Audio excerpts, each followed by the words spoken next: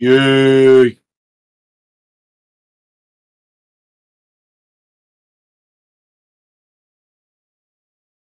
Motion, motion. Just for like archive stuff. So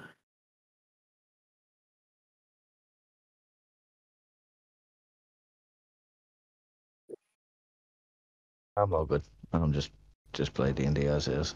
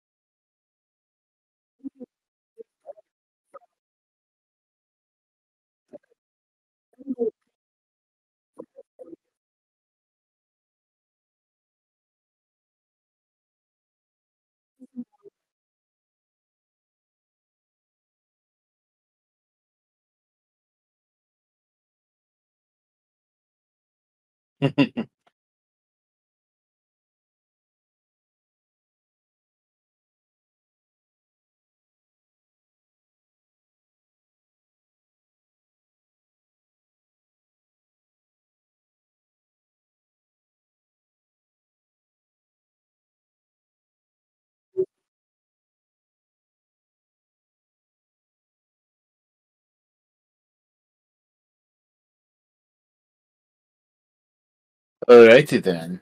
Well, I don't know where to start.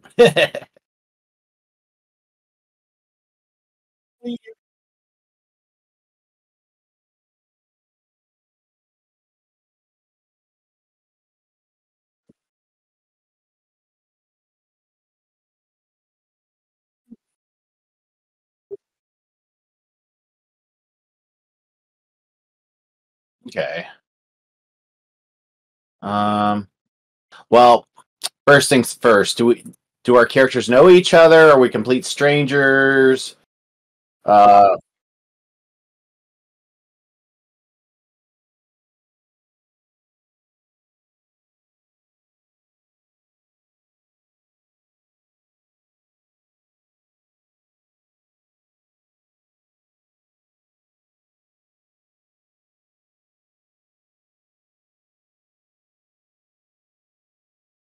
No,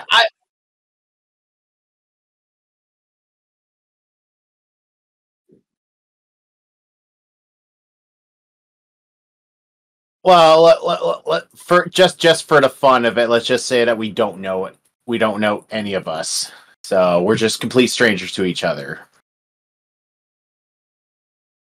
All right. Well, okay. Session 0. Let's just try to get into character. All right. Well, first of all, I have to know who everyone else is. So let's see. Well, okay. Let's. How about we start off with just like naming our characters with each other? I mean, how do I put this? I am messing up. So basically, just a short introduction of our characters, and then we can start the role playing. Okay, yeah. So I will go first. I am my character's name is Lucius Hawthorne. He is a pale skinned, silver blonde haired human male in his early 30s. He is a pious man who praises the gods above all things. Is that it? Pretty much. I like to flesh it out more as the campaign goes on. All right, Red Moon and your character. What you see is a 5-foot fairy, long frosty white hair, ice blue skin. You'll notice that whenever he flaps his wings, a little sprinkle of frost comes from him. The wings are patterned like snowflakes. He carries a small sickle and dagger, maybe at the times of combat you might see. If you get close enough, you might smell like salty ice water from him.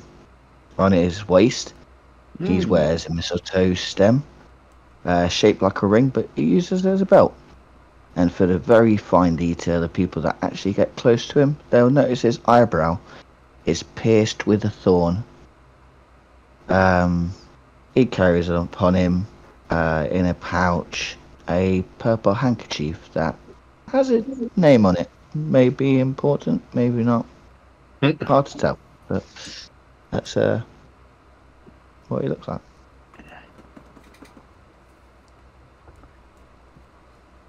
Well, hello there, Mr. Ferry, sir. The name's Lucius Hawthorne. Pleasure to meet you. How by the gods did we come to meet? Well, if you don't mind, name's Snowflake, given to me by my old crew members. And I heard they was just looking for some help, and I've been needing the help to get some gold. So maybe that's probably how I found it. Yourself, Lush? I would say the same thing. Being a man of the gods, money does not come easily, so I have to resort to odd jobs every once in a while to keep up the funds of not only myself but of the church. So sort of like charity work then. Yeah, charity work doesn't pay the bills, unfortunately.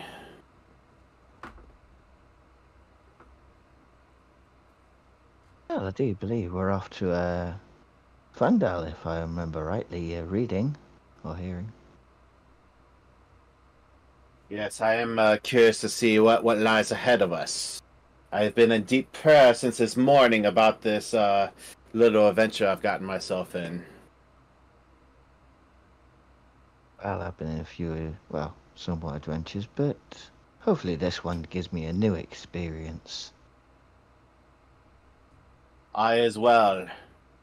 I have faith. I have faith that the gods will look at us with favor. Well, by the both of us, I hope you're right. Well then. Shall we continue? You wanna? Yeah. Okay. You've been on Tribord Trail for about half a day. As you come around the bend, you spot two dead horses sprawled about 50 feet ahead of you, blocking the path. Each has several black feathered arrows sticking out of it. The woods press close to the trail here, with a steep embankment and dense thickets on either side. And I am going to switch to that. And that basically just gave it away for the stream. Hopefully you didn't see the title of the map. By the gods! Look over there. Where exactly in the wagon are all of you? Well, first of all, how big is the wagon and everything? Like, seating and all that. Well, each one of these squares is about 5 feet by 5 feet, so that would be about 5 feet by about like 5 feet wide, 15 feet long. Though a lot of that is taken up by the 100 GP worth of cargo you have, and then you have some seats right here behind the horses. I do apologize. I don't see anything here. Yeah, you haven't moved the bookmarker. Oh, you guys don't see the map? Yeah, I see like white screen. Oh, I just see a blank space. And no, I'm not going to write your name on it either. Sorry, bit of a joke. There we go. Oh, much better. There we go. Yeah, I'm gonna be. Let me see if I can. I'll drag Snowflake and kind of. It's about at the back there. kind of hanging from. Oh shoot! I forgot. uh, I forgot to put a logo on there. All right. Well. Anyway, I could. Yeah. You know what? While you're doing it, I'll do a bit of improv. Yeah. All right, but how long we been going? How long we been going? How long until we meet Fandel? Meet Fandel. Got to get to Fandel. I actually don't know. Take it your first time taking this trip to the trails. yes, this one I'm not too familiar with.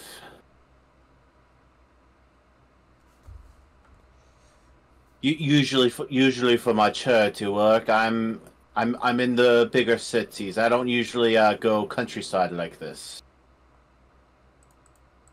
It's quite unusual for me to have my little land legs about some.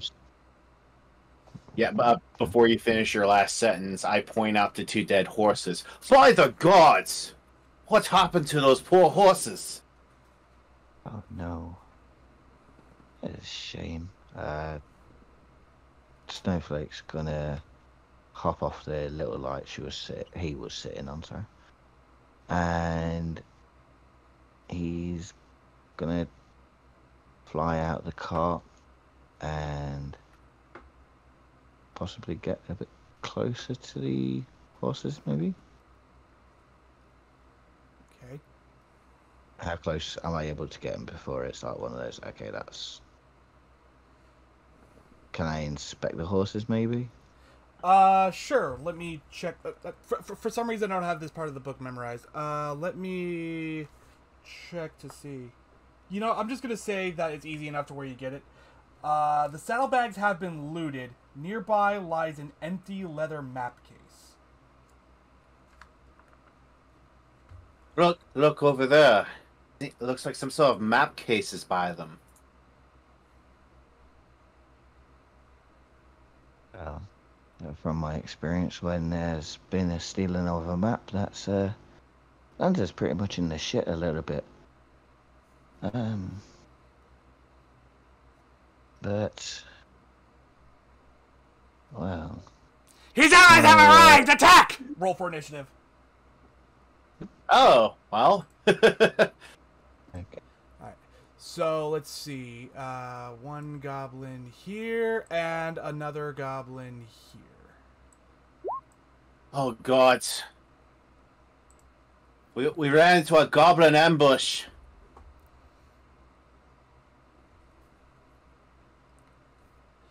I believe if you pull it up on your character sheet, there should be some... Okay, there we go. Did it go? Yep, it did. Okay. 14. And just to distinguish these two, this one's red, and this one is blue. Now we're going to have this one roll for initiative, if I can find it. Let's see here. What? Okay, that's weird. Okay, so red is 4. That's not correct. Let me delete that. Click the individual token if you want to do them by the initial. Click the token, go open your character sheet up, and then it should assign it for that token. Okay, there it goes. Somehow the goblins managed to beat you when it comes to initiative. They just rolled really Wow. A the ambush, obviously. There he was. Let me see. Alright. Oh, also, before I forget, because I'm like, oh, it's kind of silent here. Let me see. How does this work? There we go.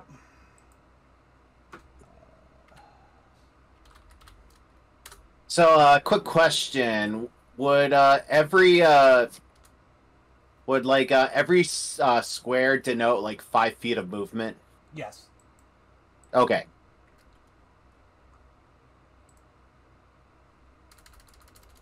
I'm sorry. It's been a while since I've used Suncraft and trying to... Holy moly! Look at that initiative roll. What the frick? There it goes. It's so weird having it pop up in the chat. All right. So let's see here. I believe it was the blue goblin who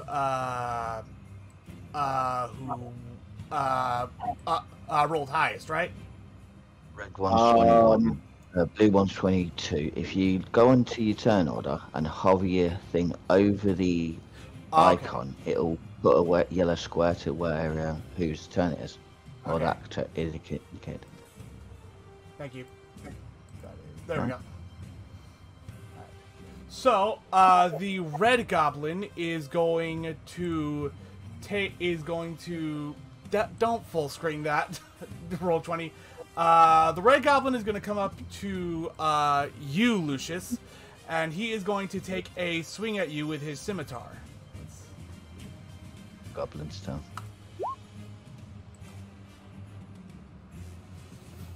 Okay. Does a 6 hit you?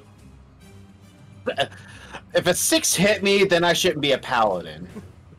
Okay, so like he basically takes a swing at you and it just like plinks off your armor, doesn't damage it or anything, doesn't even scratch the paint. I mean, it hits you, but it doesn't like do anything.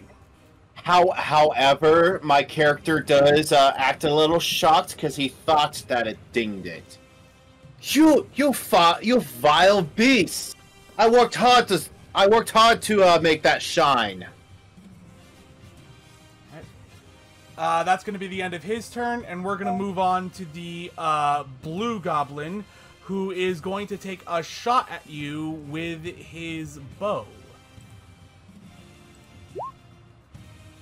It's also gonna be aimed at you, Lucius. That's a 9, and I assume that doesn't hit. That's like half of my AC, so. Okay, so yeah, like this arrow. I mean, like once again, it just kind of like plinks off your. You guys ever played the DLC case from Mass Effect 1? I mean, the DLC mission from Mass Effect 1 where you go to the moon and the guy just shoots like Shepard and like the bullet just fizzles across his shield. Basically that. Yeah, no, like Lucius is getting like more and more annoyed. How dare you!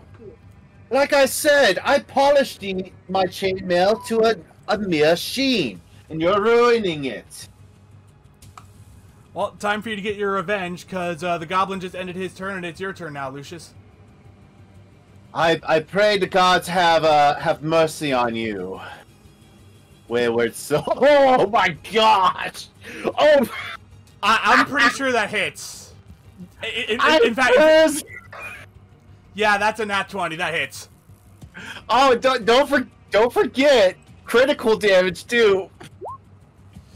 Okay, so I forget the rules for critical damage. Actually, I think it's like you roll one and you roll another. It's like double damage almost. So double rolls.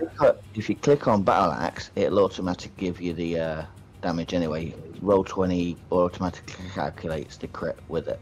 Oh, is that what the 9 is then? No, that's the advantage. Got it. Advantage. Huh. So with a crit, it should be a plus your damage already. So if you've done slashing, you might be able to. Okay, so it's done. You've got a roll. You got a 3 for your normal roll and 2 for your crit. Yep, that makes sense. So yeah, 5 points of slashing damage altogether then. Okay, so basically, the goblin is holding his scimitar in one arm and just has nothing in the other. You cut off the arm that isn't holding anything with the battle axe, and he just he is freaking out now. How is he still alive? He has no arm. What is he, the Black Knight? 'Tis but a scratch. Oh my gosh. All right. You want to do anything else, or? I don't think I have any like bonus actions or anything I can do I? I do not know. This level, no, not really. Paladins, they're pretty much until they start getting a bit later. The most bonus action to get is when they start doing their oaths and things. Yeah. Yeah, and I don't have any bonus action, so I'll just end my turn. All right. Snowflake, it is now your turn. Right, so he's in my distance. I am going to use.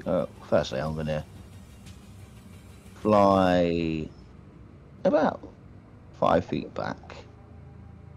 Kind of grab my belt, flick it off me, and I'm going to use Thorn Whip.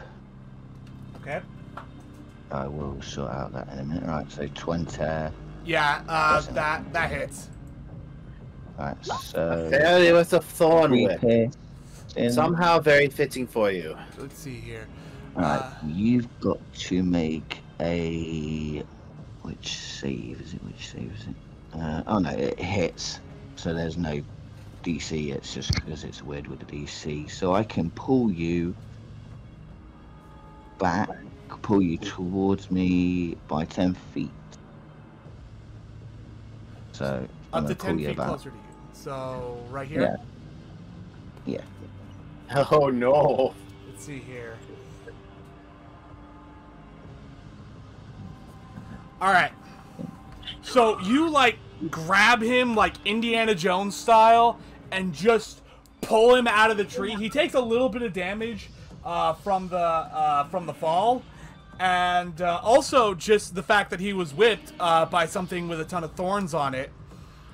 He is he's not having a good time.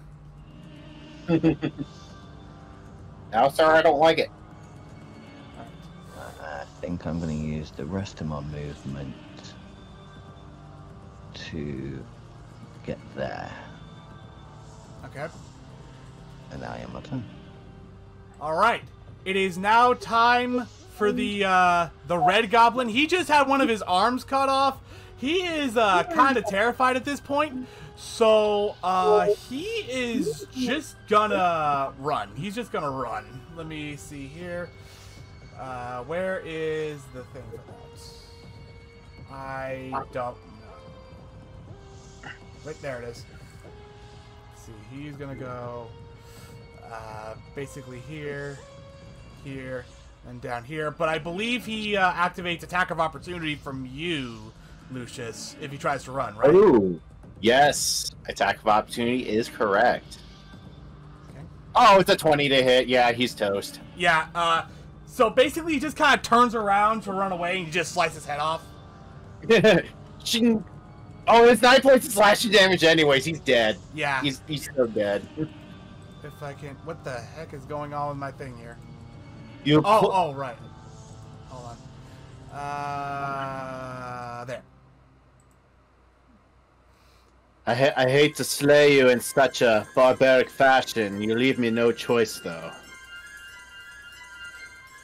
So, yeah, this guy is in a lot of pain. His best friend was just killed. Now he's gonna try and run. Like, fuck this, I'm out. And he is going to run this way. Because he's about to go off map, I'm going to give anyone with any kind of ranged attack a way they can attack him. If I have a javelin I could throw at him. if you want to give it a shot, go ahead. I'm gonna say he's like right here as he's running. Okay. Oh, 16. Yeah, that hits. And that's 8 points of piercing. Yep. He is not dead, but the javelin goes like right through him, and he falls over. Well, actually, you know what? I'm gonna leave that up to you. Is that lethal damage or non-lethal damage? I throw it right at his thigh, so we can't run anymore. Okay. He's taken basically the javelin to the thigh, basically. Like the pain and just everything, it just kind of knocks him out. So with that, combat encounter is over, and you guys win. All right, cool. Hello. Hey, Fatty, Snowflake, isn't it? Check on our unconscious friend. I'm gonna see if this goblin had anything interesting on it. Idea. Maybe they've got the map or something like that. Also, for Breeze in chat, this is Dungeons and Dragons. So, I am going to check the headless goblin to see if he has any items of value or anything that might lead me to see where they came from. Let me see here.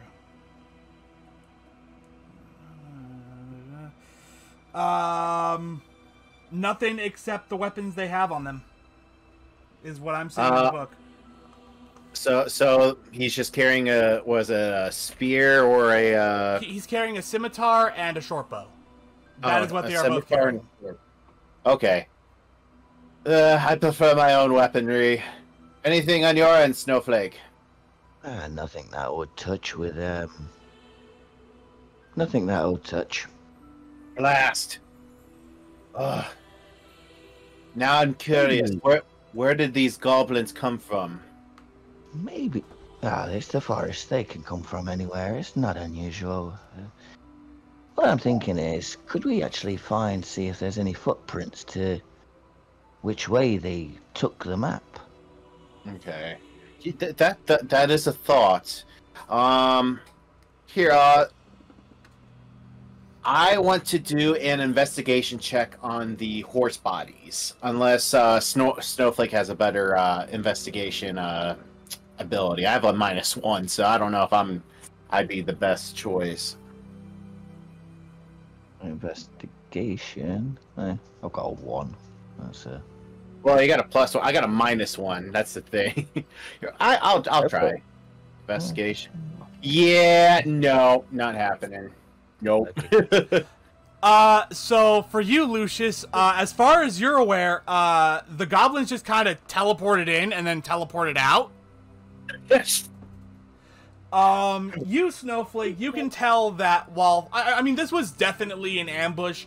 You can tell by the way the arrows are sticking out that, like, they came from all directions, not just one in particular. But you notice that the footprints do tend to lead over here. If I can find a way to like, ping that or something.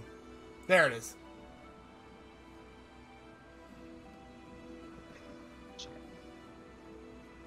Unfortunately, I got nothing off of these.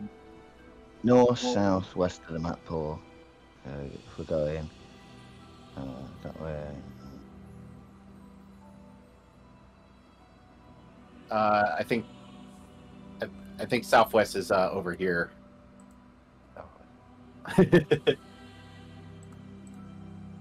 Oh, you found the trail? Good. We need to find out where these goblins came from. Do I notice if the arrows are set from the goblins, so the arrows that the goblins was using was the arrows that shot the horse, or do they seem different? Oh yeah, they're the same arrows. Okay. Well, we can either carry on going to Fandel because we've got the thing to take to there, or we can make our own little side thing for the minute. I mean, there is something in the book that I completely forgot about.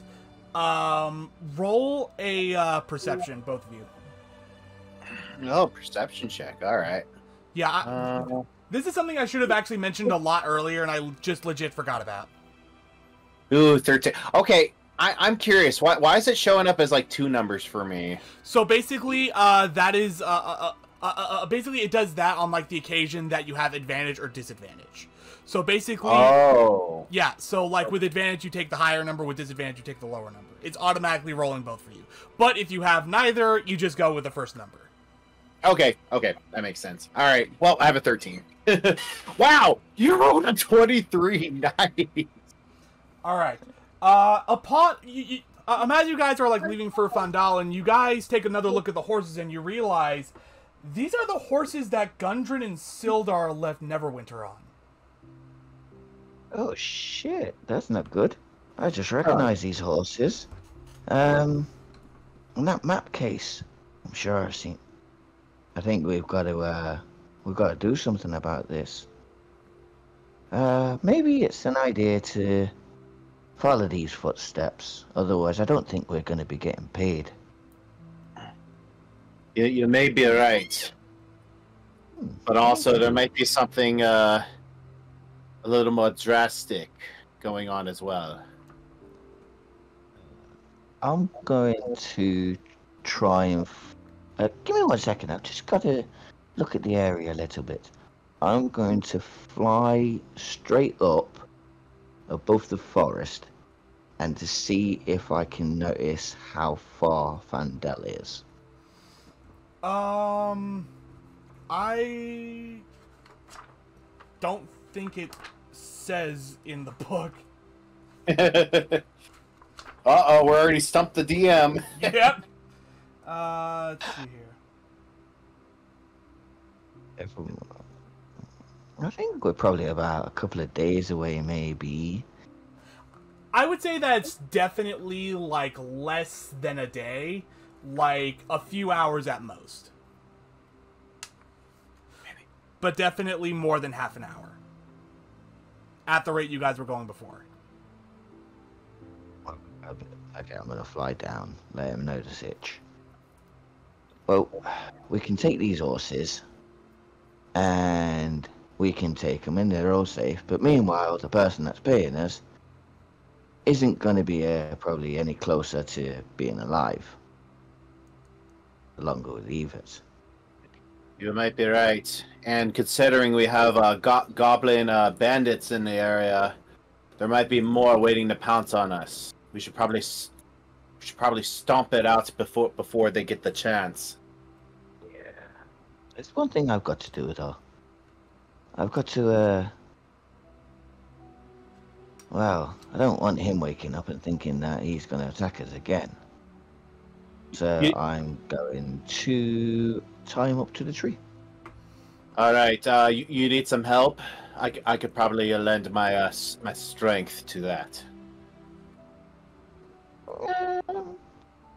Sure, if you feel like that. I'm just going to tie him to the tree with this rope, flying round, looping through all the things and giving it a... If you want to give this a good tug to make sure it's tight. So as you're trying to, so as you're trying to tie him up, he actually like wakes up, what? And like he tries to escape, but like he just immediately falls because there's still a javelin in his leg. All right, you goblin. His mouth's not like tied up, is it? Are we at least letting him breathe? Haven't gagged him. Okay, yeah, just make sure to tie him up. Keep his mouth open. I need to get some information out of him. You speak goblin? Wait, do I? I think I do actually. Let me check the character sheet again. Hold on 1 second. Yeah. Okay, the goblins do speak common. I will tell you that now. Okay. I probably shouldn't have said that as the DM, but... I'm trying to find where my languages is at on here. I'm not used to Roll20. I always do D&D Beyond. Bottom left. Bottom left. Oh, bottom left? Oh, here we go. Shoot, no, I don't... Okay, yeah, I speak Common, Elvish, and Gnomish, so... But it's good they speak Common, so... So I am going to use intimidation to try to get some information out of him. All right, roll intimidation. Oh, come on! Advantage. I had a +3. I'm gonna say that the fact that like you just killed his best friend, and the fact that you put a javelin in his leg, he's very, very scared of you. Yeah, well, let's just pretend that I'm using my battle axe too to kind of intimidate him with, so I have an advantage. Yeah. I was gonna say with advantage. Okay. Okay, so yeah, no, he's basically terrified. Is he gonna spew out any information, or is he just gonna be like, kill me? What is it that you want to know? We want to know where you came from. Who ordered you to do this? Clark! Clark is our leader! Back at Cragmaw Hideout! He want us to kidnap a dwarf man and human warrior! Interesting. How far away is this this location? About half an hour down that trail walking. Only half an hour, huh? Well, Snowflake, I think we know where to go next. Well, well, would you like to at least collect your javelin back? Oh. I think it. Oh, with pleasure. And I just yank it out of his leg. With that, he immediately falls unconscious again. And Oh. if anyone would like to roll a medicine check, I actually will. Yeah, because my character does not want to see him. Oh no. Yeah, no, don't let me touch him. He'll probably die. yeah. So like he's unconscious, but like he'll probably be fine. He'll probably wake up again. Probably, maybe, hopefully. Yeah, I say a quick prayer and urge Snowflake to move on. Oh No! What are you doing? What are you doing? So was You that an madman. accident, or were you trying to kill him? I just weren't sure if he was going to be alright or not, so I thought it'd be better to take him out of his misery. What And, in the God's name are you doing? I feel a bit more comfortable that he won't be trying to get free and warning others. He did say about his boss, and really, do we want any more kind of surprising us? At the minute, we know where we are. I just don't think I agree with your methods, sir. Apologies. I'll warn you next time I do it. I warn you. And maybe I'll just turn away if you absolutely have to do it next time, okay? All right. Let's just forget about this and start heading to the cave. All right, you guys are headed to the cave. Yep. Yeah. All right. Actually, it's to the south, right about here. Not that way, just for the sake of information.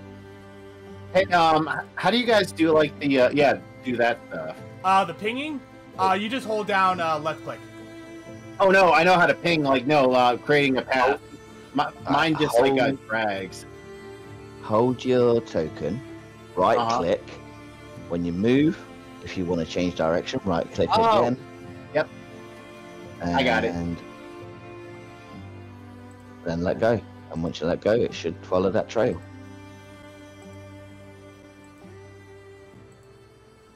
Also gives you measurements of tools.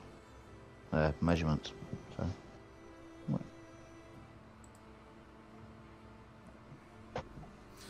So, you guys are traveling down the trail. After about 10 minutes, I have to ask, are any of you guys looking out for anything in particular? Goblins. The usual keeping alert for me. Yeah, I'm just looking for any danger that might come our way. Which one of you is like in the lead? Like, which one of you is in front of the other one?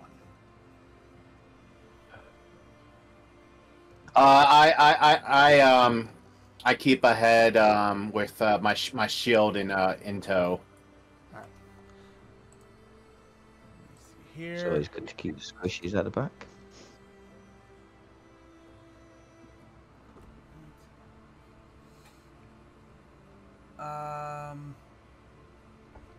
All right. Lucius, make a perception check. Okay. Okay. 14. Like 5 feet in front of you, you see a snare trap. Oh, careful! I see a snare trap in front of us. All right. That's one that's on the ground, isn't it? Yeah. It's basically that rope trap where when you step in the middle of it, it pulls you up by the leg. I use my battle axe to cut the rope. It is now disarmed. Snowflake is just gonna happily fly over. Yeah. It's not much of a problem for you, Mr. Fairy. All right, we continue on. Yeah, just to clarify, at any point if we're traveling, I most likely will be in the air flying a little bit. Okay.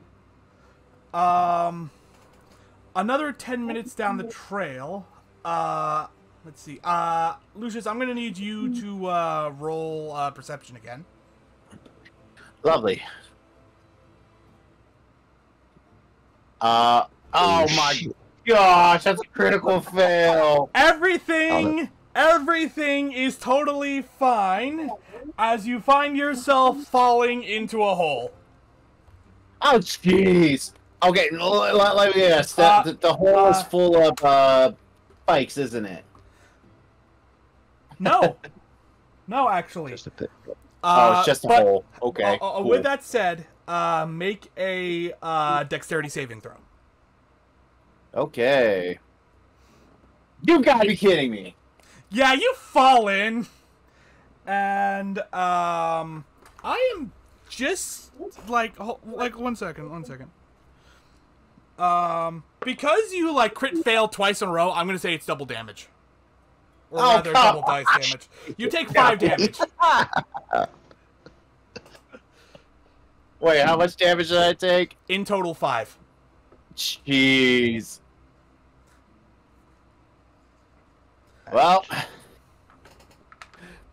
I yell up to Snowflake. I'm okay. Don't mind me. The walls of the pit are not steep, so you won't have any trouble getting out. Snowflake's just gonna peer over the edge, kind of floating with it. I would just say I don't think you'll be able to carry me. I'm about 225.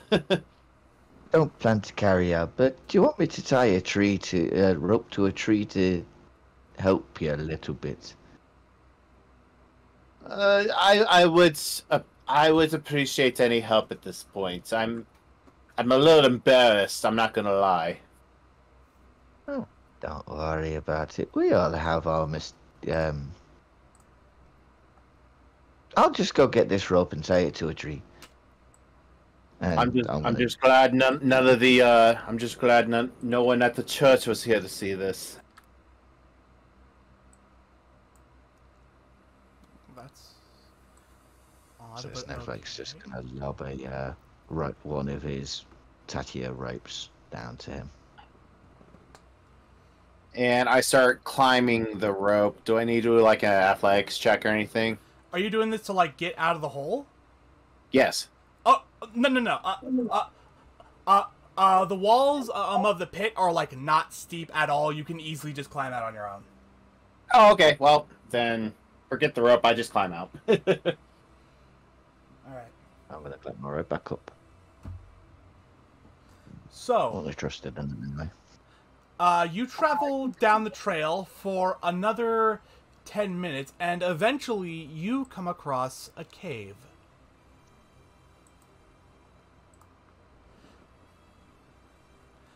Is it a dark cave? Yes. Dark enough that you would need dark vision or a torch to see in? Yes. Okay, well, I'm out with the dark vision. Snowflake, you don't happen to have dark vision, do you? Not ever in my life. But what I do have is quite a useful thing. I've got a torch. Oh, you got the torch. Fantastic. Let's Also, let's illuminate the way. I just took a look at your character sheet, Lucius.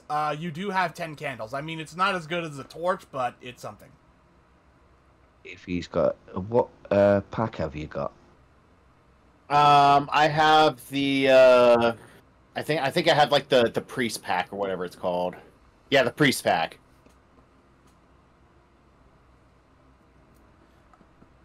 Already says so. Yeah, that'll be good. Anyway, so I mean, do you want one of my torches? I mean, they're a little bit heavy for me, and I'll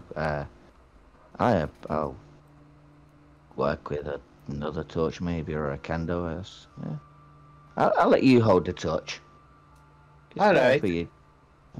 Sounds good to me. I can light our way for us. All right. If you guys would put yourselves on the map, Okay. preferably somewhere where there's not fog of war. Fog of war.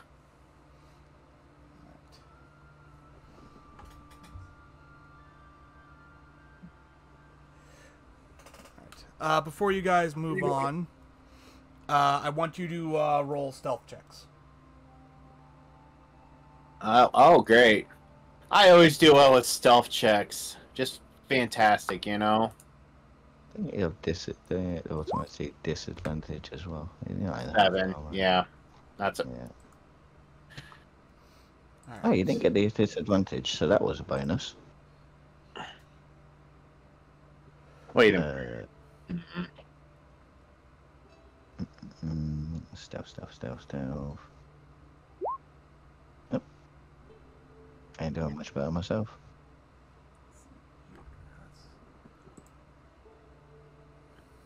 What the heck? Alright. Sorry, I was just looking at something. Let's see. Well, surprisingly enough, nothing happens. Oh, good. But I would like you to now roll perception checks. Oh, great.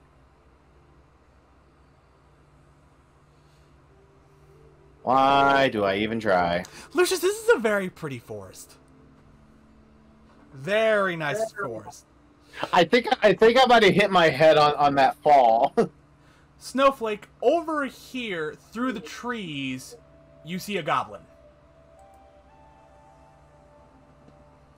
I mean, you can tell that he doesn't see you. He's not really paying attention. You think he's supposed to be on guard duty, but he's not doing a very good job of it. Oh. Alright then. Okay, wow. So I'm guessing the 19 hits. He I gets, would have hoped so. Yeah. Gets some damage. Yeah, that hits, and you ever play like Team Fortress 2 and get killed by this bicycle? That.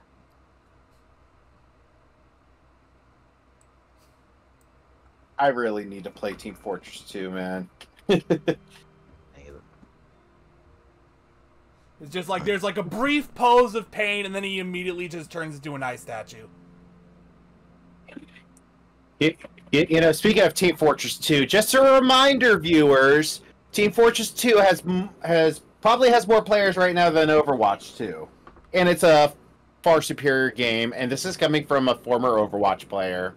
It is very sad to say. All right.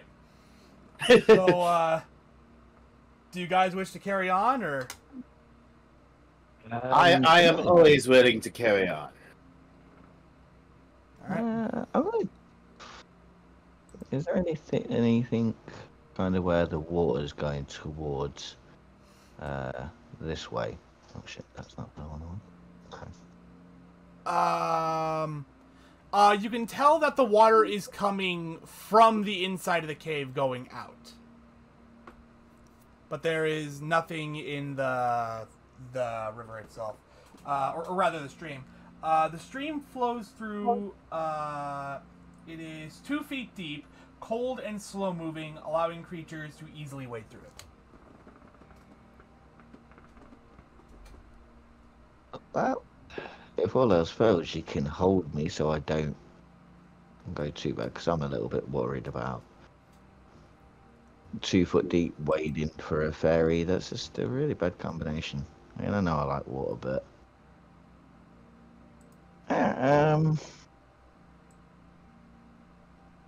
I think I'm gonna just kind of hover over the paladin's shoulder, like placing my hands on, and go, do you want to go across there? If it'll lead us more towards the truth, then follow me. I shall guide us. Yeah, you always have a fine way of finding danger. Go to remind me. Take it away. All right, we're heading forward. Yeah, I don't know where forward is though on this map.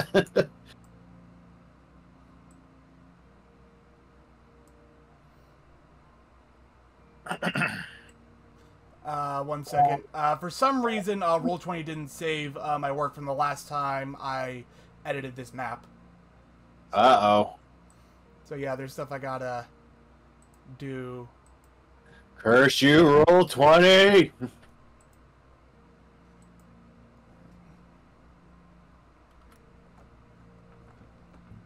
Hopefully that reveals a little bit more of the area. Anyway, there's some light I think we can see.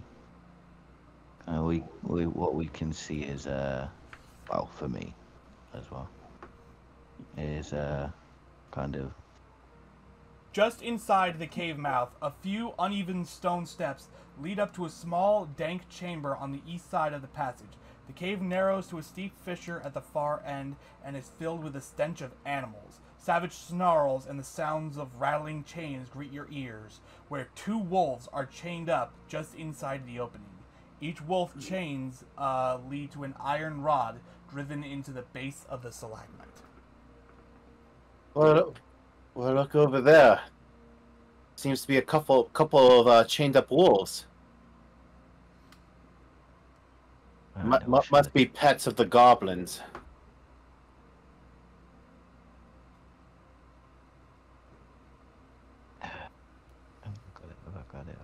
Have I got it? I do. What do you have? Yeah. Although it is on Druid. I think, yeah, wolf should be in the CR rating, shouldn't it? So as you guys are here, the wolves notice you and they start barking at you. And let me actually reveal the actual kennel itself in full. No. Shh. Quiet down, wolves. We're not going to hurt you. Just please don't bark. Oh. That's not good. Ooh, that's pretty bad animal handling roll. Yeah. That doesn't calm them down. In fact, this one actually gets so angry and is trying to get at you so much. So basically, these wolves are like chained to like iron spikes in the ground, but this one here is like so like desperate to get at you and attack you that you actually see the iron rod bend a little bit. Flake's going to take a step back just slightly, floating above the water. Flying, hovering.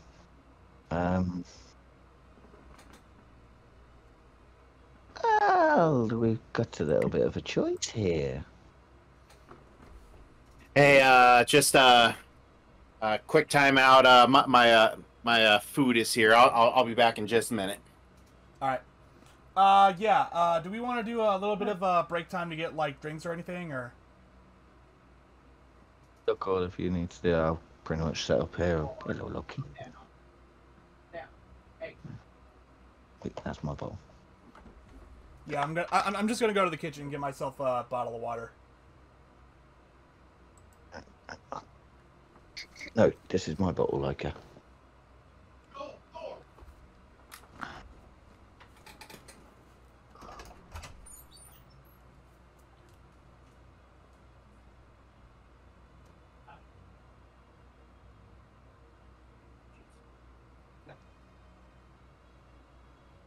Okay, and if anyone's got any dogs that like to step on the headphone wires. Hello. That's my basement.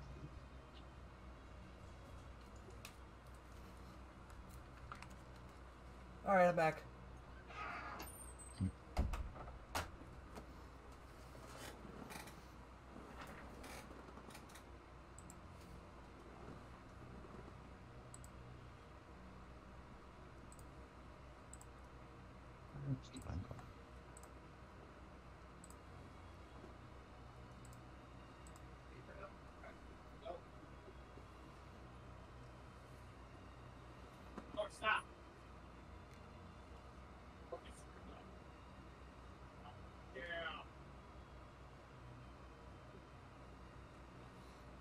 Dogs.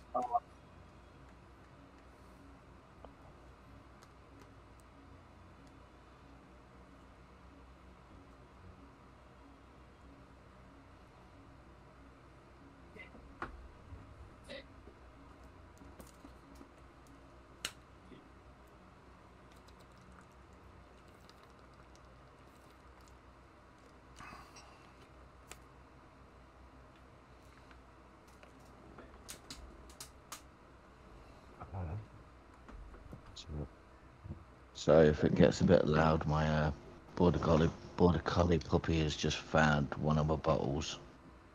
Ah, okay. Yeah, so take the oil.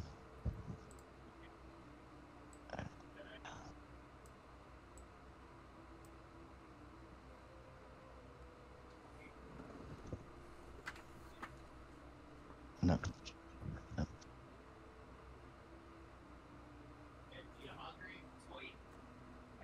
There's your bone. I'm sorry? So I'm just trying to find something so it's not as loud. Trying to find his bone.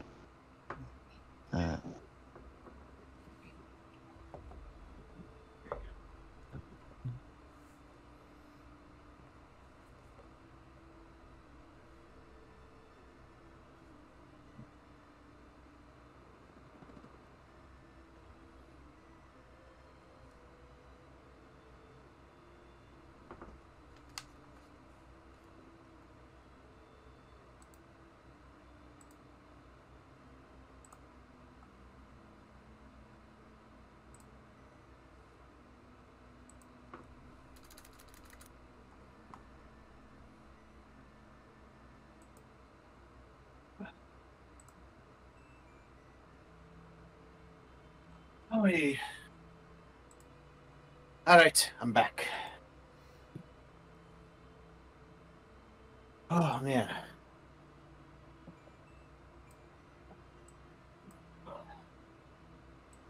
Oh. Don't mind the pings. I'm just trying to set stuff back up. No, you're fine. I'm just kind of catch my breath. It's really hard to move around when you're dealing with second-degree burns on in the back of your legs. Oh yeah, I heard about that. Sorry about that. Sorry to hear about that. Well, just goes to show I should probably wear sunscreen if I'm working outside like that. Never thought it'd be that bad though, you know. Yeah. Ugh.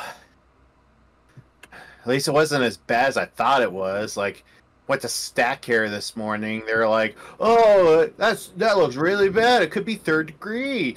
It's like, oh my gosh, don't tell me that. Then I go up to the burn unit up in Granite. Doxing. Oh, We're streaming. sorry. That's all right. Yeah. So I'm just trying to find a. So basically, they just said like, oh, it's bad, but we'll take care of it. So that'll work for a week. It'll be fun.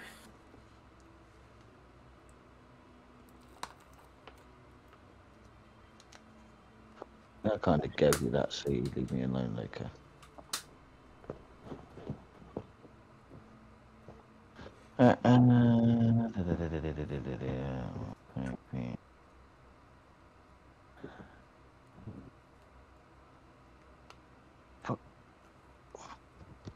Hello. Hello. I keep seeing these extra characters be put in. Are you guys doing that, or? I'm just setting up my familiar. Oh, okay. So, I created one on accident. Okay. I don't know how to delete it now. that's DM. Just DM to delete. Which one is the one you created by accident? This Giaguro grew. I don't even. I clicked on plus character and it just made one. There we go. Thank you.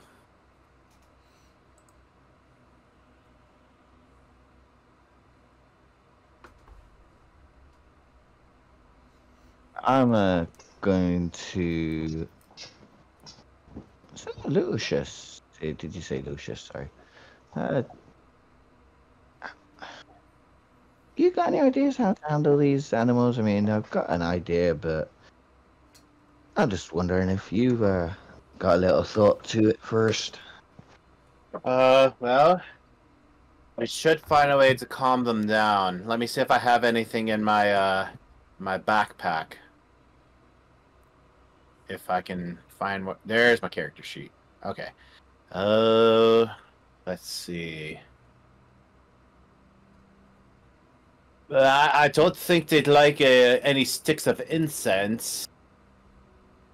Let's see. I got a block of incense in here as well. Yes, I unfortunately I was looking for some sticks. I don't have anything like that though. Unless you want to count my javelins, that could prove deadly if they get that though. If you want to look for sticks, my suggestion is probably use one of the trees that's across from us. Just that's a good idea. Just take it from the ground so we don't harm the trees. After all, they've got a life themselves as well. I don't think the trees would mind losing a branch. I'm not really comfortable with that idea. Just they've already gave what we need. If you say so. I look on the ground for twigs or branches. All right.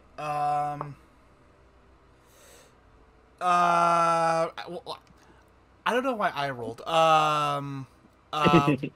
Roll for investigation.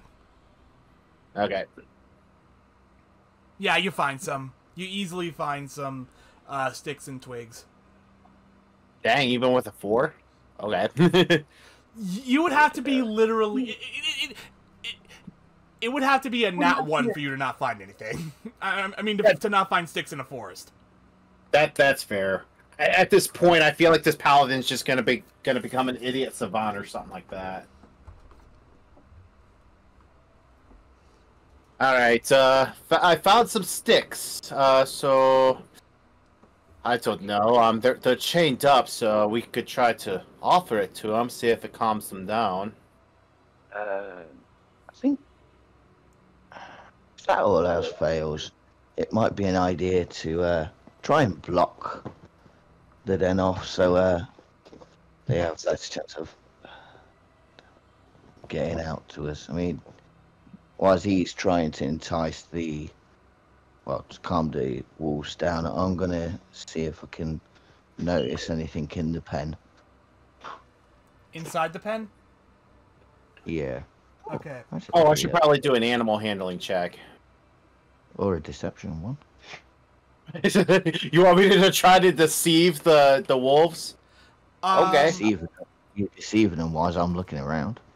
That's- Lucius, if you want to try to like calm the animals, that will be animal handling. That's what I figured.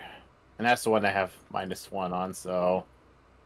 Oh! 16! Wow. So you walk in. Actually, how about you describe to me like how you like walk into this kennel and try to calm these wolves? All right, so I approach them like I would approach my own dog. It's like, hey boy, it's okay. Come over here. I have a nice little stick for you. They're chained I'm up. not going to harm. Well, I'm bringing it to them like very slowly and calmly. Like, don't worry, I'm not going to hurt you. I have a little gift for you. And proceed to hand it to one of the wolves. The wolves are confused as to why you're handing them sticks, but they are no longer hostile. I love that. They still don't like you per se, but they're not going to attack you. That's good enough for me. All right, Snowflake. I think I've calmed down the wolves. Shall we carry on? Do you want to find it? I'm sorry. Sorry. Go on. Sorry, I was rude. You said you wanted to look for something inside the kennel, right? Yeah, just to kind of see if I notice anything that shouldn't be there or anything that seems kind of one of those. I'm guessing there's going to be bones of some sort, something more obscure. Roll investigation.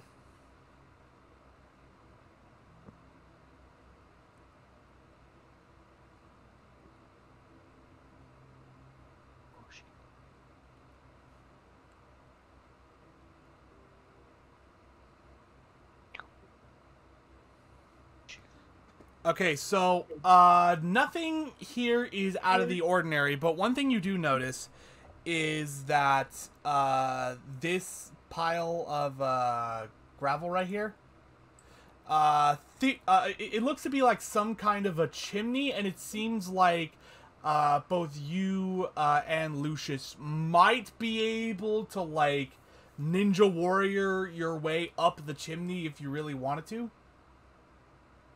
Okay. I can dig that. I can do an athletics check on that. Do you want to try that? Yeah, go for it. All right. Boom, 23. Yeah, you just hop right up there, and if it would be alright if I could move your character token. Go for it. Okay. So right now you are right about here-ish, and I will do a little revealing. I'm gonna say everything's fine for right now. This is basically what you see. I'm trying to get it to work.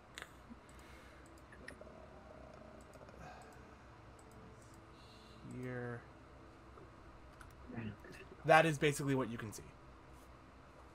Also, Okay. little bit over here.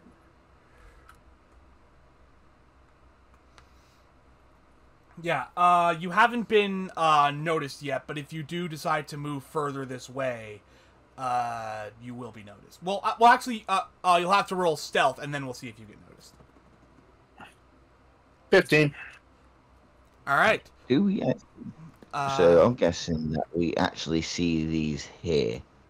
Yeah. Well, Lucius sees them. You don't see them, Snowflake. Snowflake, over here. I see a couple beasts ahead. One of them does not look like a wolf though. I'm gonna fly up the chimney to have a little peek over his shoulders at what he's describing. It don't look like a wolf, does it? Ooh, I don't even know what that thing is. I do, but I'm gonna not do that sort of things because honestly, it's one thing I really hate with meta playing. It's just like no. Oh, gotcha. But yeah. Right.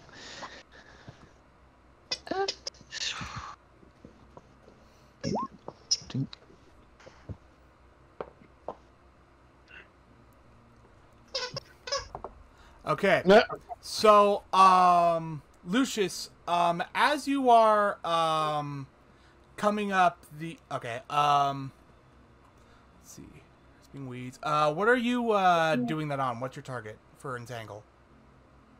Right. So the point of area will be there, Right here. kind of in the middle. Yeah, we're pretty much in the middle of them both. Random an area, difficult terrain. Creature.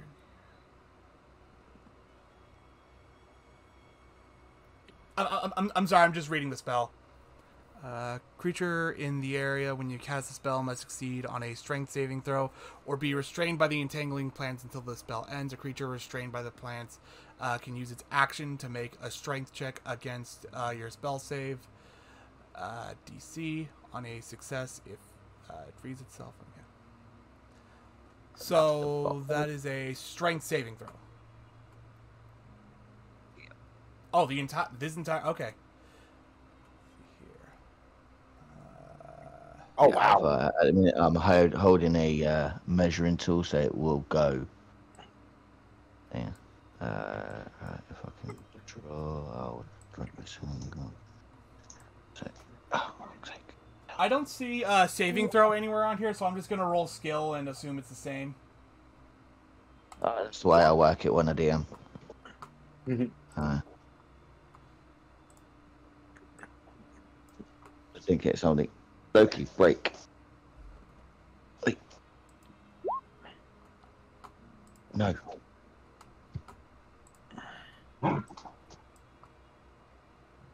No, she don't want to play. Are you rolling? 13. Yeah, so nothing, everything is kind of trapped, is now restrained in your, entangling weeds. Or, yeah, weeds and vines. In that general area.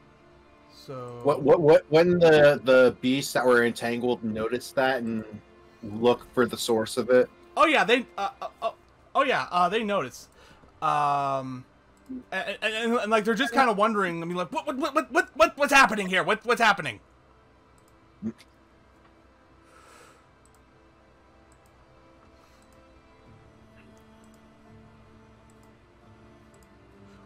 What is happening? What is causing this?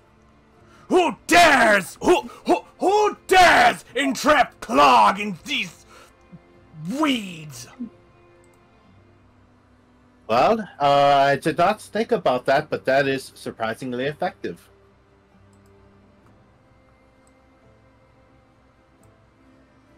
Oh god, raw. Oh shoot! You got.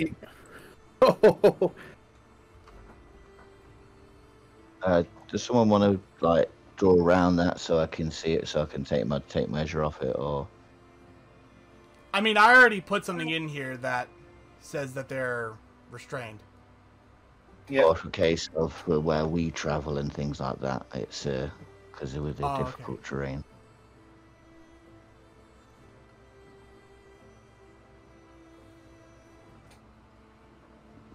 All right, so that area is difficult terrain. Yeah. What can I shape? So everything in that everything in the big blue square is difficult terrain.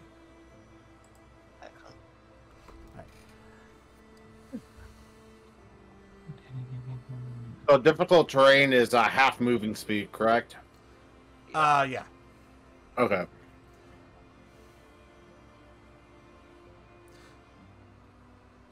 So, like, do you guys, like, want to just, like, come up into this room, like, immediately after that, or are you guys still in the chimney? No, my paladin feels pretty confident. He's gonna go into the room. Alright. Are you able to, like, move your own character, or? Yeah. Oh, yeah. Sorry, I'm eating dinner too. So, Clark looks over, here to you guys. Are you the ones who dared do this to the mighty warlord Clark? Yeah, pretty much. You don't seem very mighty right now, though. Idiots! Idiots, get in here now! And as he says this, two goblins walk in from the room to the north. They just kind of run in like, who are they? And now it's time to roll for initiative. Yay. More battles. Gosh darn it. And can someone lend me their virtual die? I think mine are cursed. Okay. Let's see here. You're just getting them all out of the way, Redder. I sure hope so. Man, I've never rolled a 1 for initiative, though. That is definitely, our DM's got the luck today. Well, we all know who's going last. Okay, get that. No, leave. Put the kettle on. No.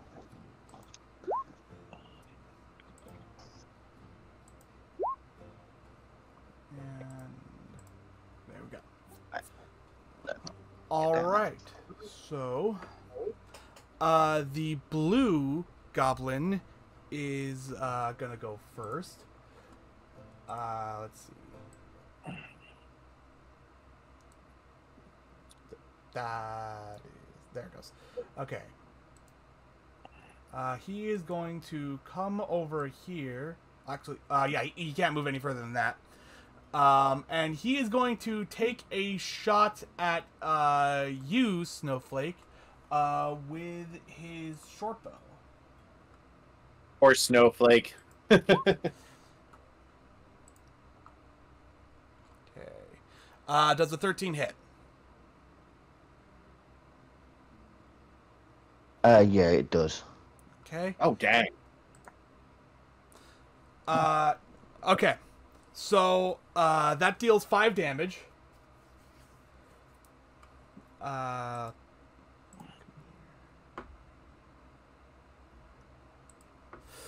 Concentration marks. I will have to Yeah, this arrow comes by and it gets you, like, right in the shoulder.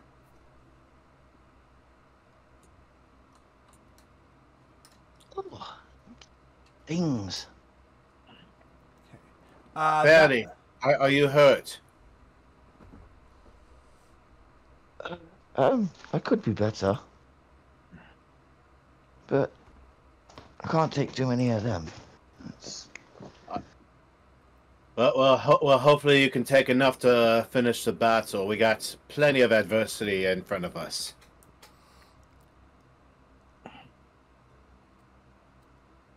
Yeah. All right, whose turn is it now? It would be the red goblin, and he is going to make a strength check to try and break out of these vines. That is a 4. He does not break out of those. He's just kind of sitting in place, wriggling, shaking and whatnot. But that's basically going to be his turn because he can't do anything. The wolf is now going to attempt to do the same. The wolf gets out of it. He just freaking... He just, like... episode... I think it's episode 2 of One Punch Man, where he just walks out of the concrete. And that is when Lucius looks at a Snowflake. We might have a little bit of trouble here. The wolf had to take his action in order to do that. But he is going to come over here to you, and and that's basically where he's gonna end his turn. Wait, how much movie does he have? It's difficult terrain, isn't it? Oh, you're right. I'm sorry. I completely forgot about that. Let's see here. I mean, He's I've gonna had come over DMs here. try to. I was gonna say I've had DMs try to screw me before. Don't do it to me. Yeah. So the wolf is gonna stop there actually, and that's gonna be the end of his turn.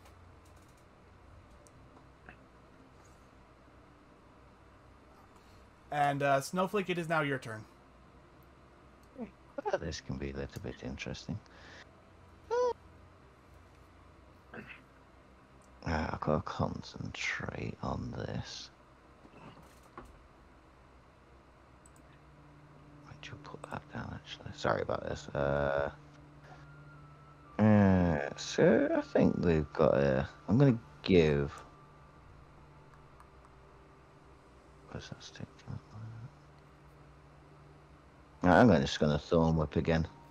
I'm going to Thorn Whip the wolf. Oh shoot! I didn't mean to do that. Okay. Yeah, that hits. Nice. Do you want to drag him closer, or? I can't move away. It has to be closer, doesn't it?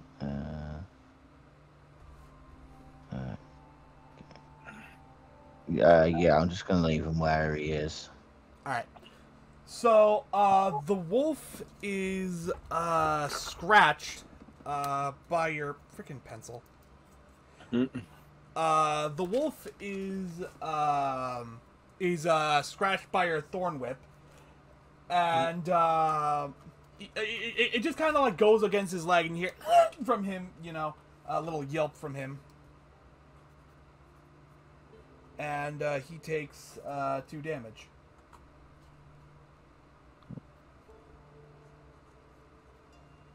I'm sorry, I'm just now thinking, hey, maybe I should like write down the HP of these enemies. That would help. If you click onto the token, you can use the little circles and type the HP in there, and then if you ever do damage to them, Oh, click it. okay, that helps actually. There's a shit lot setting into it, but just as a quick kind of, there you go, and it doesn't affect the character sheet unless you link them, but that's jargon.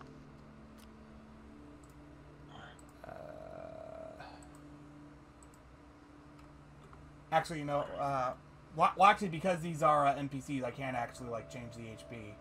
So You should be able to minus it. If you click on it to do the thing and then press minus, it should drop it. And then enter as you've done it.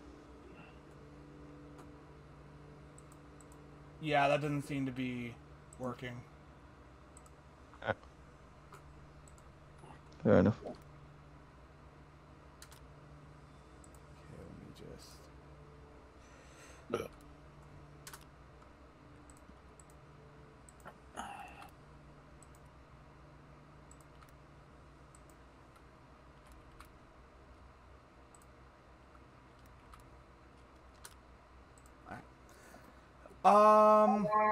Is there anything else you want to do this turn, Snowflake, or? Fully booked up. I'm sorry? No, I think I'm pretty good for now. I'll probably, how high is the ceiling? That is definitely in the book. I just don't remember what it is. Here. About 30 feet up. I'm gonna fly 20 feet up. Okay. So, I just realized something. My fighting style for my paladin, since Snowflake is within 5 feet of me, I can impose disadvantage on attack rolls for the enemies. Should have known that earlier. Gosh darn it. Alright. It is... I'm- Wait. Where the heck? Okay, you know what? I'm just going to say that Clark can't do anything this turn, because I just realized he's not in initiative order. Ah, gotcha. But I'm going to wait for you to do your turn, and then I'll roll initiative for him. Yeah, well, first you gotta have the Green Goblin attack. Probably go after Spider-Man after this. So, this goblin is actually going to take the dash action and go all the way over here to his boss, but because it was a dash action, he can't do anything. Womp womp. Alright. Lucius, it is now your turn. Alright, well. I'm going to move right here. And I'm going to use... I'll just do a battle axe attack. Ooh, 21. Oh, yeah, that hits. That hits. Bada bing, bada boom, and that's 6 points of slashing. Alright. So you basically cut into this guy, like, just right across the chest, and he is just, I don't know how to put it. You do 6 damage, and you nearly kill him. Oh, so he's like 1 foot in the grave, basically. Yeah. Like, I can imagine I sliced him, he is bleeding, he is like just limping, like he can barely move at this point. Yeah. Okay. Is that your turn? Well, I have Cure Wounds. Can I use that as a bonus action? Sure. I'll allow it. Okay. Yeah, because I wanted to heal Snowflake depending on how badly hurt he is. Is it a touch spell? Well, I have Cure Wounds and Lay on Hands. So Okay. If they're both touch, you're probably not going to reach me with being 20 foot in the air. oh shoot, I didn't even realize that. You know what? I'll save my spell for next time. Just end my turn. Alright. Keep in mind at the end. Keep in mind at the end of when I need healing, or I'll let you know when I kind of get to that point of okay, I'm a little bit worried. Well, I am a paladin after all, so that's what I'm here for. Alright. And now Clark is actually going to roll for initiative because for some reason it's just not in the thing. Wah, wah. Where is he? Yep. Alright. So, this goblin here, again, very, very scared of the fact that you just nearly killed him. So, he is going to, attempt to, disengage. Would you like to... Oh, opportunity of attack, yep. Disengaged. Oh, he's so dead. Yeah, Disengage. yeah. You Disengage, don't even have to disengage. roll damage on that one. He's just dead. I like to anyways. Yeah, and yeah, basically I take one big slash to his back as he's riding away, and he basically bleeds out. Yeah. Alright, it is now the Red Goblin's turn, and he is going to make another strength check to try and get out all these vines around him. Fail, fail, fail, fail, fail. 2. Yeah, his current turn went exactly the same as his last turn. So that's going to be it. And the wolf now is going to come over here, and he is going to try and bite you, Lucius. Oh, lovely. Does the 16 hit? Ooh, nope, it does not. So, so this dog basically comes in, leaps up, and, like, tries to bite you, but you just kind of, like, get your arm in the way, and, you don't take any damage, but it does leave, bite marks in your armor. Well, I had a shield. I probably like just bashed him away with my shield. Yeah, okay, that works too. Yeah. And Like he'll leave bite marks on the shield. How about that? yeah, that sounds good. All right. And that's going to be the wolf's turn. Snowflake, it is now your turn.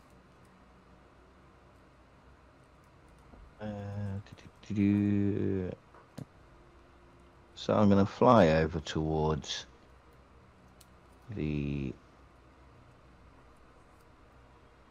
goblin. Not the goblin. Towards these two. And I am going to Thorn Whip again. Okay. Let's see. Both of them, or? And it can do one, I think. It's a cantrip, so yeah, it's going to be simple. Target syntax.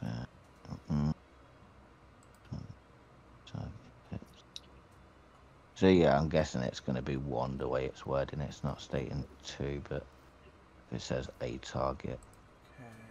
Okay. And which target would that be?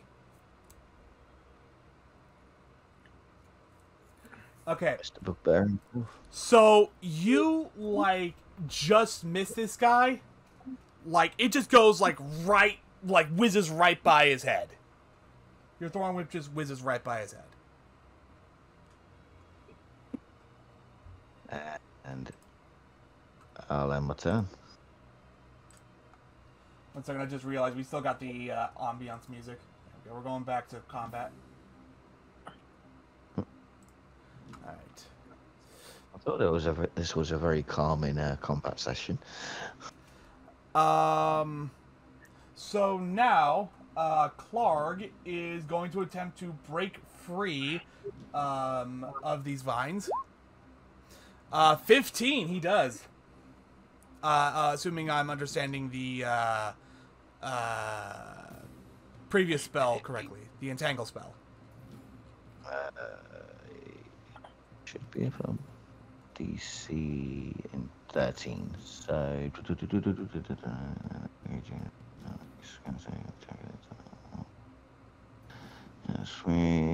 yep. Okay. So Clark breaks free, but I believe that takes his action, right? Yes. Okay. So he's just gonna take his turn to just move right up into your face, and that's gonna be his turn. I look down at him. Meanwhile, this goblin is going to come right over here, and he is gonna take a shot at you with his bow. Wait. Snowflake or me? Oh no, you, Lucius. Okay, I gotta figure because like if you're moving towards me, I figured he was gonna attack me. Does a 23 hit? Oh my gosh! Yes, unfortunately it does. All right. 5 damage. Jeez. So.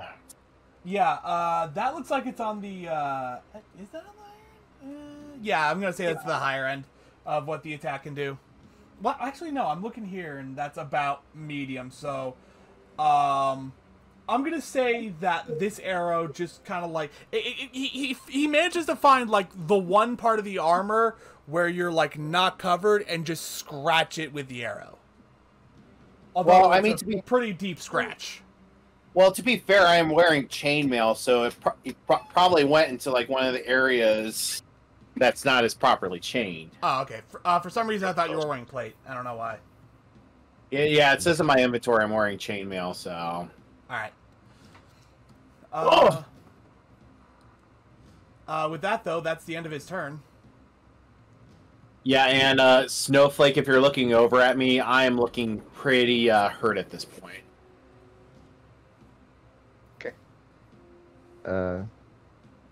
Probably can do something about that actually, if you don't want to use it yourself. Not to worry. I can handle my own.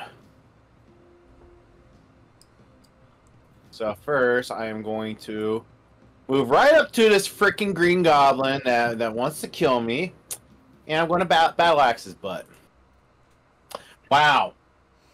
Yeah, the goblin is short, so he just kind of ducks and, like, dodges your battle axe. Great. That's just fantastic. Alright, well, in that case, I do need the heal if I'm able to, use, like, cure wounds or something as a, bonus action, can I? I said you could earlier, so I will allow it. Although... Okay, I just want to make sure. I don't know how, like, some of it works, so... I did just look it up, and Cure Wounds is an action. Though, before I looked it up, I said you could do it, so I will let you do it this one time. Okay, fair enough. Healing words is a bonus action. I'm sorry? Yeah, like... Healing words is a bonus action, though. Oh, okay. Yeah, I kind of figured Cure Wounds was a bonus action of some sort. Just an action, but DM's discretion. Okay, well... Yeah, okay. Alright, I touch... Well, then I touch myself, and I, okay, that sounded wrong. But anyways, and I cast Cure Wounds. And I heal... Yep. As you do this, the goblin just kind of, like, looks up to you, and he's all cocky, because he, like, got you, like... he kind of, like, got you with the arrow, and he, like, easily dodged your battle axe. Then he sees you heal yourself, and you're back up to, like, what you were when the fight started, and he's just like, oh. Yeah. Oh. Don't get cocky now. Alright. And that's going to be your turn. Is that... Okay, no, that's the red goblin. He is, once again... going to make a strength check to try and get out of those vines.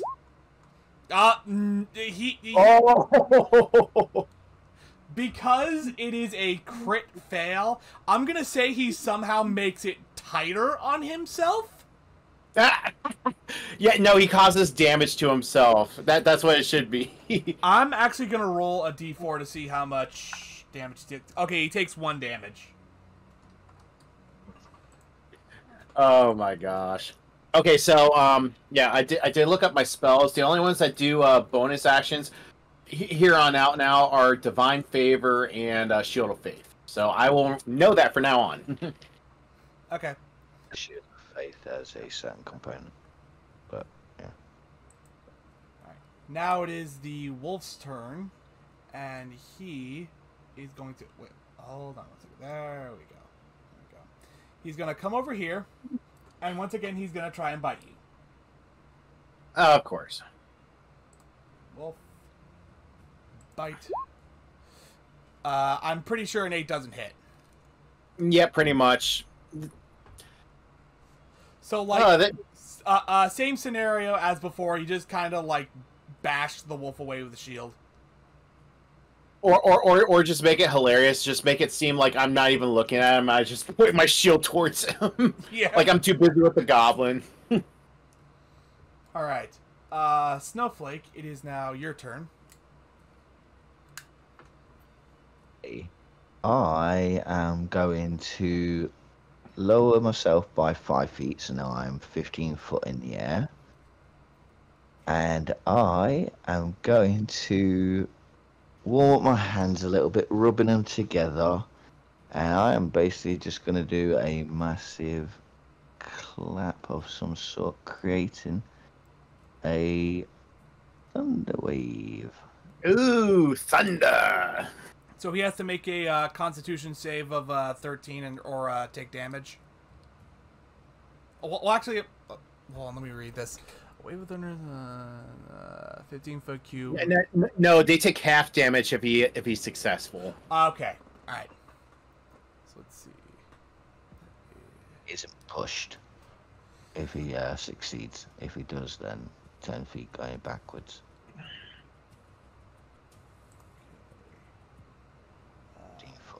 Cube, which would... Nope. Oh, just missed it. So he gets knocked 10 feet back, right? Yeah. How much damage does the spell do? Would that be 8 or? It's Yeah, a 8 damage. I've already. I set it to Oh, yeah. basically it rolls, does damage, and does the crit, so it's all in one. Okay. Yeah, Section. I see it. Yep. It's actually pretty useful. I don't know how to set that up like it. You know what? It's fine. I'll figure it out later. Character sheet to your to your cog on your right hand side of the screen. Just toggle. Click them all to toggle. The little checkbox next to where it says like damage or something. Or no. You know what? Just don't worry about it. Let's keep going. We'll talk about it at the end. Yeah. Like I said, I'm not too familiar with Roll20, so.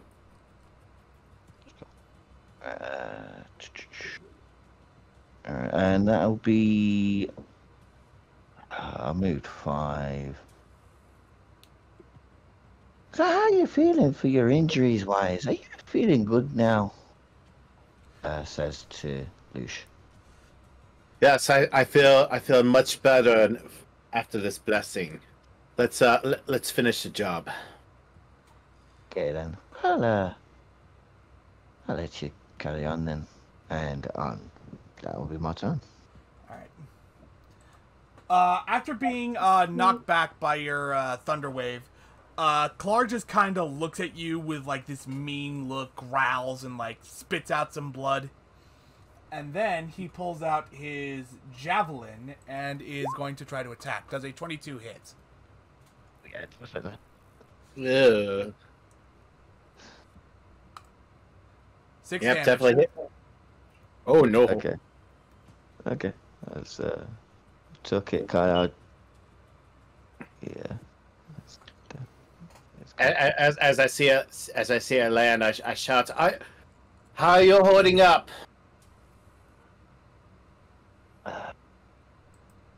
That one stung a little bit. That's definitely. Oh. I can sort myself out a little bit for now, but after this, I think I'll definitely be talking to you. All right. Well, if you need any assistance, let me know. I think I will be. With that, it's gonna be Clark's turn because he kind of realizes with you like floating 15 feet in the air, he's not going to be able to get you with any of the with any of his melee attacks. So he's not going to move. It is now this goblin's turn, and he is going to pull out his scimitar, and he is going to try to attack you, Lucius. Oh, great!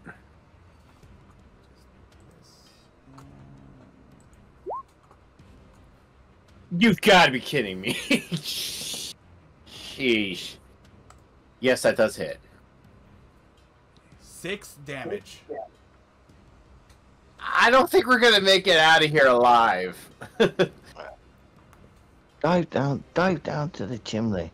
I'm sure we can get there. Do we just have to make a plan? I'd have to clear a path first. I got two enemies around me, and a really nasty one just a few feet in front as well. There is an idea. What do you have in mind? Going slightly out of. Yeah. Entangle's flammable. So you're saying just set them on fire? Not a bad idea. Okay. That's going to be the end of the goblin's turn, and Lucius, it is now your turn. Okay, well, well, I'm gonna finish off this piece of crap goblin. There we go, finally. And Yeah. 11 points of slashing damage. Off with his head. Yep, shunk. I don't think I need any description other than that. Off with his head. I mean, I can describe it a little more. Yeah, his head just comes flying off like Jango Fett's, and he just slumps to the ground. Oh, this one is the one I was thinking. It's Plants Growth, I think. You still have your movement if you want to do that, though it would be halved because of difficult terrain. Yeah. Yeah, I have 30 speed, so it would.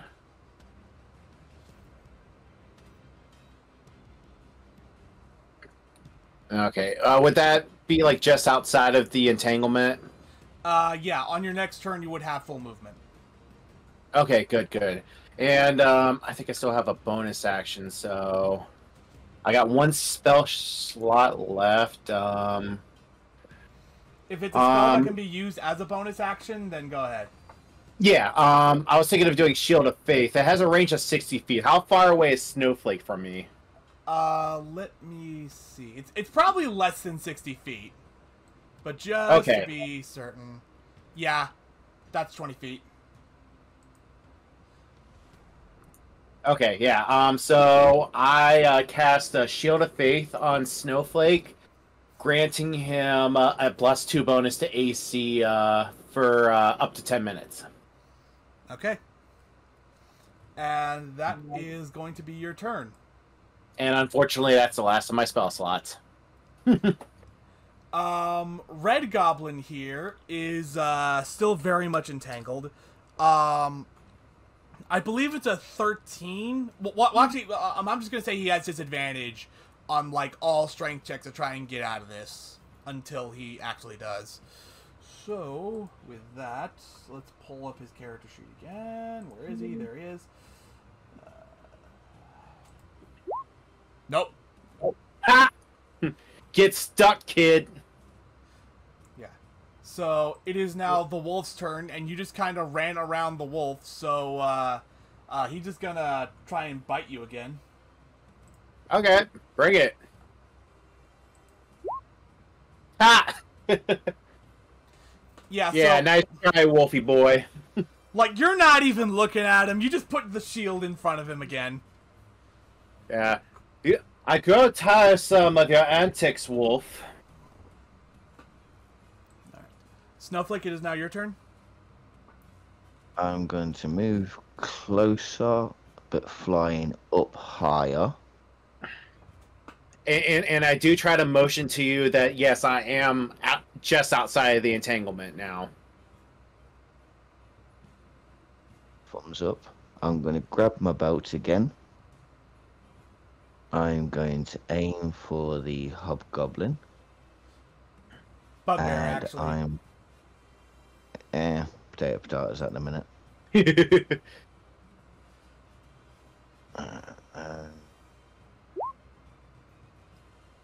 Ooh, Yeah, that's a nasty little thorn whip right there. Yeah, that hits. And as I've hit him, I'm kind of up in the air, so if I'm going to pull him 10 feet, I'm going to pull him 10 feet up and Oh, let him go. shoot! So, I don't know how full damage works proper. I don't either. How would you do it, Nazo? I know it's a There are definitely rules for fall damage. I was hoping it would be here on this DM screen I bought a year ago. But that doesn't look to be the case. If Here, I I'm can do a right, quick Google search. full damage is 1d6 for every 10 feet. Past a certain point, it's just a max damage and yada yada. But, so... 1d6 for every 10 feet? Yeah. Alright, I'll roll that. Okay, so that is an additional 5 damage on top of the 4 damage from the Thorn Whip. And I'm going to say he lands face first and is now prone. Nice. Is that your turn, or...? Yeah, that's all I really can do at the minute. I'm trying my best at what I can do with him, but I hope you're doing okay with them. With him? Oh, I'm sorry. I'm sure we can finish him off sooner or later. I gotta get rid of this bothersome mutt here first. That's my turn. So, Clark is basically going to spend half of his movement to get back up. And, let's see here. Yeah. He is going to move here. And because he doesn't have a ranged weapon with which he could use to attack you, since you're, like, what, 20 feet up in the air? It'll be about 25. 25 feet? Yep, he's not touching you. He's just, that's basically going to be where his turn ends. But basically you can tell, that he's going to get his javelin, which is, like, right below you.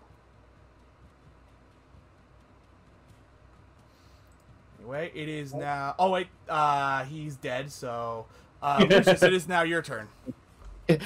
Yes, the dead goblin gets the turn. Alright, but, alright. Time to go, Battle Axe again.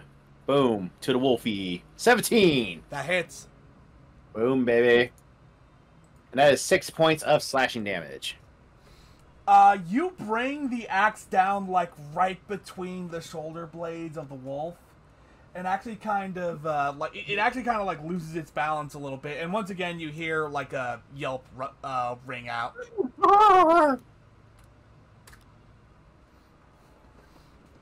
Hopefully I'm teaching you some manners, you mangy mongrel. And I have nothing else I can really do besides move, so I'm just going to stay put and end my turn. Alright. It is time for the Roundly Goblin attempts to break out of vines. He fails. Moving on. So the wolf is once again going to try to bite you. Once again, it's like not even paying attention. Shield bash.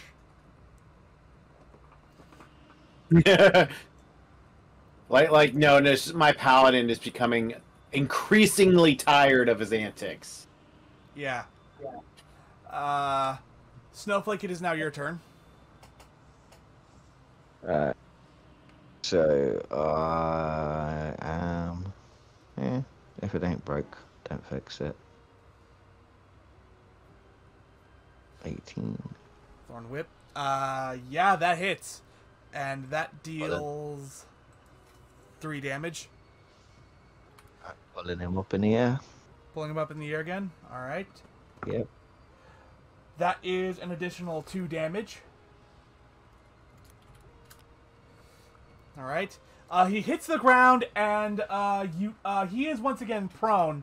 And at this point, you kind of look at him. Roll an insight check for me.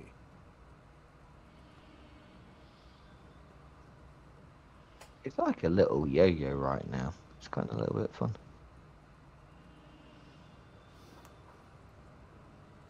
Okay, so yeah, you can tell.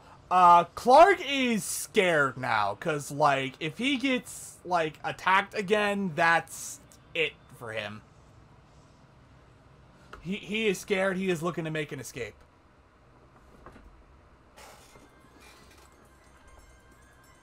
Is that the end of your turn? Yeah, sure. Okay. So Clark is gonna, Clark is definitely gonna take the dash action here. So he's gonna spend 15 feet of movement to get up, and at that point he has 45. I'm gonna estimate that with rough terrain that takes him down to about 20 feet of movement with dash. He goes right here. And that will end his turn. He did not pick up his javelin, by the way. He's running.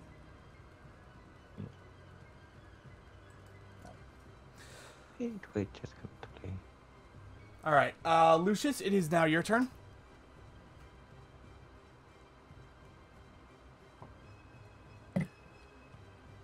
Alright, love you. Bye. Sorry, that was my dad. So I am going to use, once again, the Battle Axe on the freaking wolf, and hopefully it stays down for good. 18 to hit. Yeah, that hits the wolf. Roll damage. Okay, well, boom! 11 points of slashing. You cut this wolf down the middle. Oh, And sheesh. that is it for the poor doggo. Poor doggo. Alright, well, I am going to relish in my well, no. I'm going to just stand there and my turn. Alright. Alright. It's time to play Will This Goblin Escape? Oh, No. whoa! You actually did. Disadvantage. Oh, well then. Although I will say that because he got this crit... Well, you know what? Never mind. But he is still restrained. He is still stuck there. Snowflake, it is now your turn. Do I use him as a yo-yo again, or do I throw it? Yeah, fly towards him. We know what I'm gonna do. Yeah, you should play him like a yo-yo ball. Alright. It's a yo-yo ball. Yeah, so that hits Clark in the back of the neck, and now, Snowflake, I'm going to ask you, is that lethal or non-lethal damage? Now that is a question.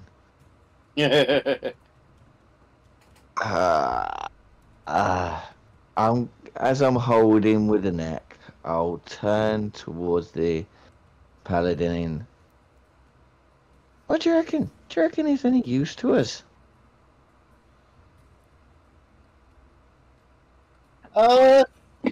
We can always coerce some information out of him. I'm just gonna flick it so it kind of knocks him out to non-lethal. Okay. And with that, Clark is hit by the Thorn Whip and just immediately falls unconscious, and now I need to find a... you know what? That works. That one works there. And Clark is now out. And that's basically the end of combat, because while Red Goblin is still technically alive, he's restrained and can't really do anything to defend himself, so the fight's effectively over. Until I undo my concentration, which is in 1 minute. So would have to deal with something with him. Well, I say we go up to the goblin and well, see if he knows anything while his boss is knocked out. What is it that you want? Why are you here? All What do you right. want? Intimidation check. Ooh, 14. We want to know why you tried to ambush us earlier. We're goblins! It's what we do! We ambush people and we steal from them! We're goblins! What do you expect? I mean, I would expect some justice coming from that. You don't just go around trying to rob us hardworking folk. I'm sorry. Please don't hurt me. It might be a little too late for that, although this does look like you hurt yourself instead. Give him a chance to run. It's not like he did us any harm. Just tell him to get out, and hopefully if we never see his face again. Now you want to show mercy. You didn't want to the other goblin. We've beat the leader right here. He's just here. He can't do any harm. I mean, I was going to free him either way, so I start to cut his bindings out. Okay. Does the goblin try to do anything? No, he is too scared. You're letting me go? Yes, but I will warn you only this once. Don't cause any more trouble. Or else you don't want to know what happens next. And he sees the blood dripping down from my battle axe. Yes. I promise. I will not cause anyone else any more trouble. I promise. He just runs. I stop him and I'm like, go. Okay. Yeah, he is just out of here.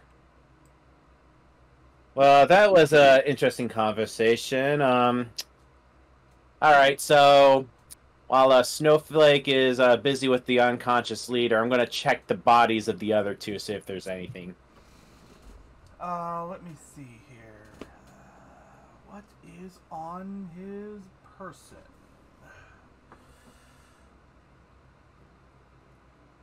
It is at this point that I'm realizing that I should, probably have memorized this a little bit more. I did read it, it's just I didn't memorize it.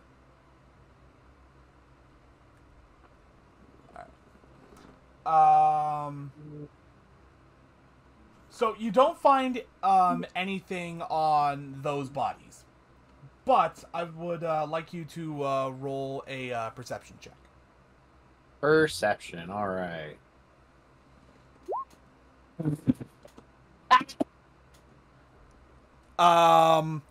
You have just temporarily gone blind.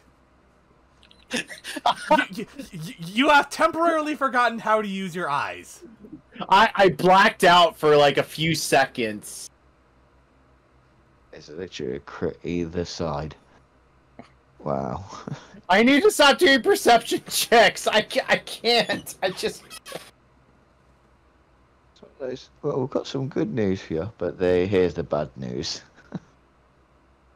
Give it to me. Yeah, Jesus Christ. Okay. Do you need me to do a perception check or not? I will say that the thing I'm asking you to do a perception check for is not anything dangerous. Okay. I'm gonna search the bugbear clock just to see if I can see the map all right, or possible keys. You don't find any treasure on Clark. You don't find anything of any value other than his weapons on Clark. That's sad. Wow, these goblins are poor, man. They got like nothing. No wonder they're robbing everyone. Actually, you know what, Snowflake? Why don't you roll perception for me?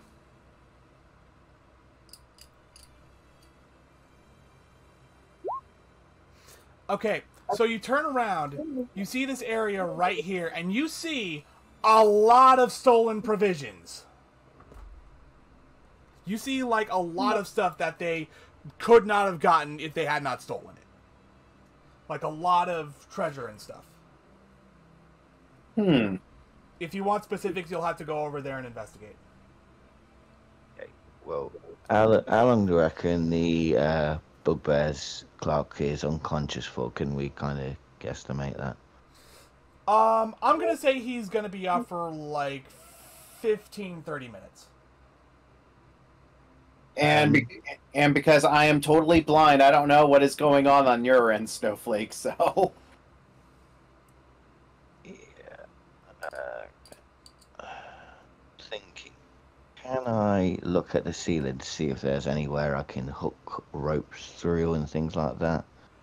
You look up, and I don't think there's anything on the ceiling. Yeah, there's nothing on the ceiling. It's a cave. I need to find some way of attention. Oh, that's trinket. Oh no, that's something else. Yeah. Okay. Well, there goes suspending him in the air. Alright, I'm gonna search the stuff then that's in there. Okay. You don't even have to roll investigation for that. I'm just gonna tell you. Let's see here. Hold on. There's supposed to be a description of something specific in there, but it doesn't want to tell me. Okay, here we go. So here, one of the things that you notice the most are some of the bigger boxes. They're marked with some kind of insignia. The image of a blue lion. That is something you notice on a lot of the boxes. Also over here, you find a chest containing 600 CP, 110 SP, 2 potions of healing, and a jade statuette of a frog with tiny golden orbs for eyes. We have that written down in Discord, please. Sure. Just,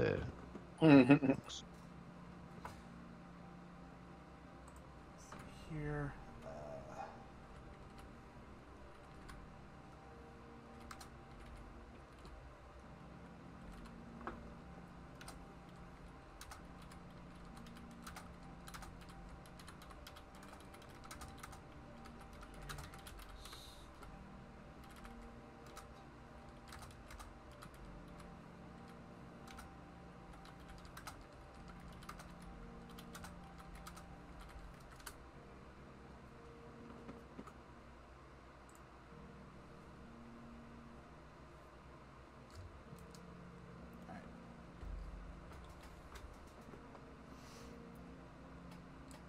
Also, Lucius, I'm just going to say you have your sight back.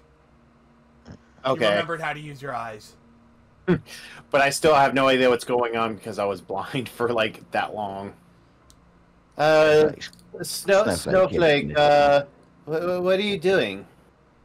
Well, I've got a chest over here. It's got a few things in here. I recognize this potion. I'm wondering if you've got an issue if I may drink it. Or at least one of them. You can have the other one if you really like. Oh, are you saying that, is it a healing potion by chance? So I'm gonna, as I grab the vial, kind of just swirl it around a little bit as best as I can as a fairer. Yeah, I'm fairly sure it is. I can drink it and find out. Go for it, as long as it's not poisonous. I'm hoping you can hear me with that one. What healing potion is it exactly? It is a standard potion of healing, 2d4 plus 2 hit points. That will be restored if you drink it.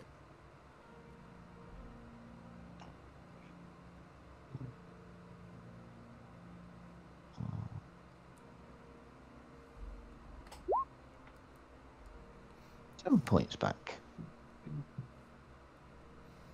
Alright, so you restore 7 hit points. Yep.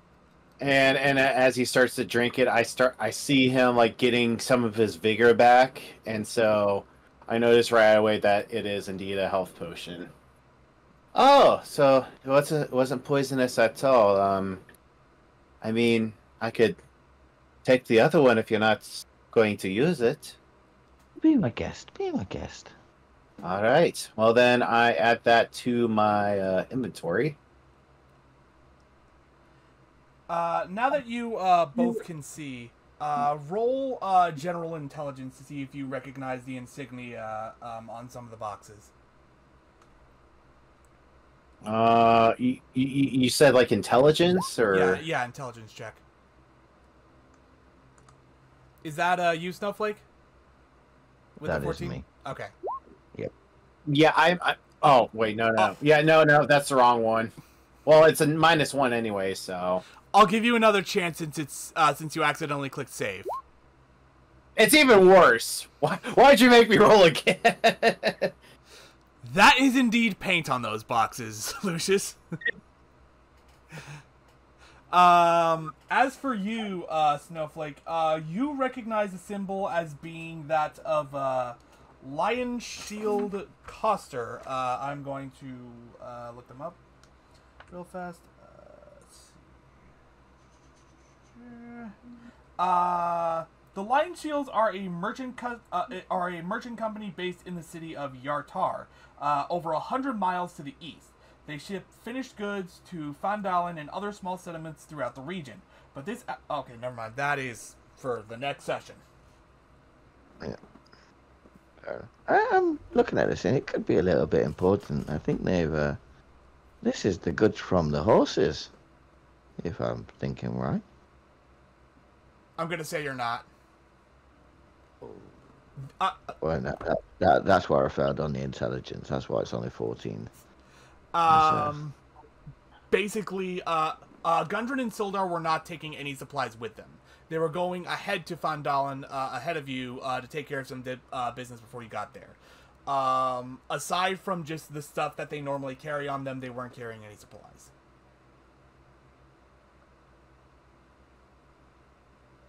Maybe we maybe we need to find a boss and let him know about this stuff.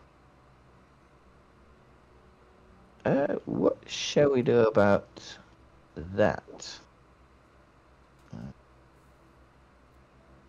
Are you talking about the leader? Well, the yo-yo.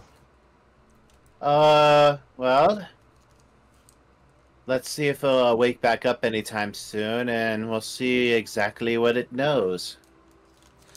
I will say that if you smack him in the head, he'll wake up right away. Okay. Did you tie him up, Snowflake? Was going to. I haven't yet. And before he goes to smack him, he was like, wait. Surely I might be an idea where he can't move. Otherwise... yes, good idea. We don't want him being free after he wakes up.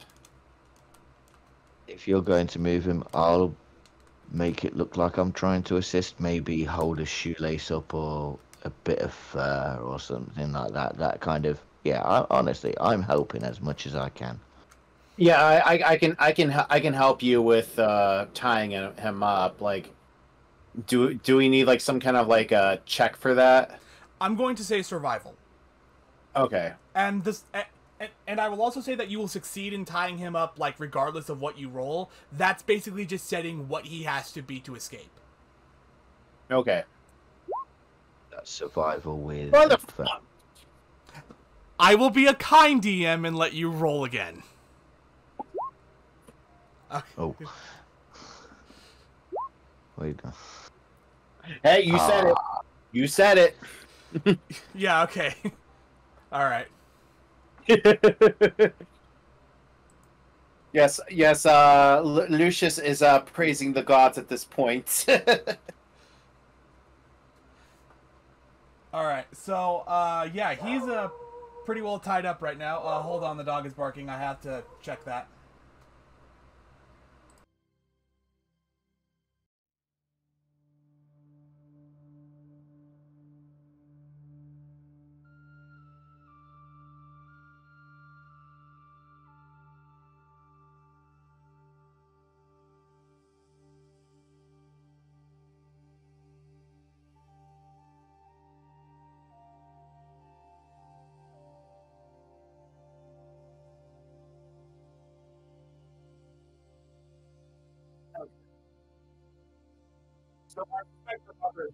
Barking.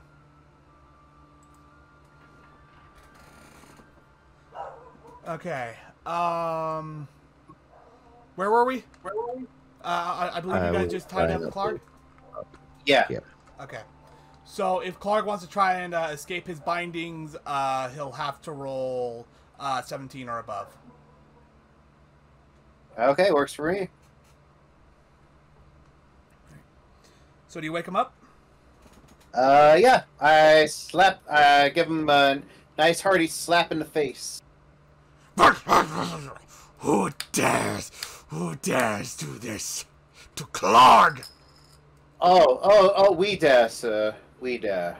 Now, tell us. You're the leader of these goblins, aren't you? damn straight. The name is Clark, and one day I will be a mighty warlord who will rule over all of you, though you won't be alive to see it. I don't think any of what you said is true, or is going to be true.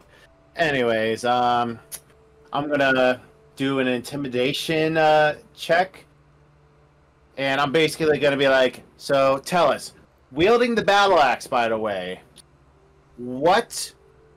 Tell us everything you know, including why you're ambushing us and everyone else.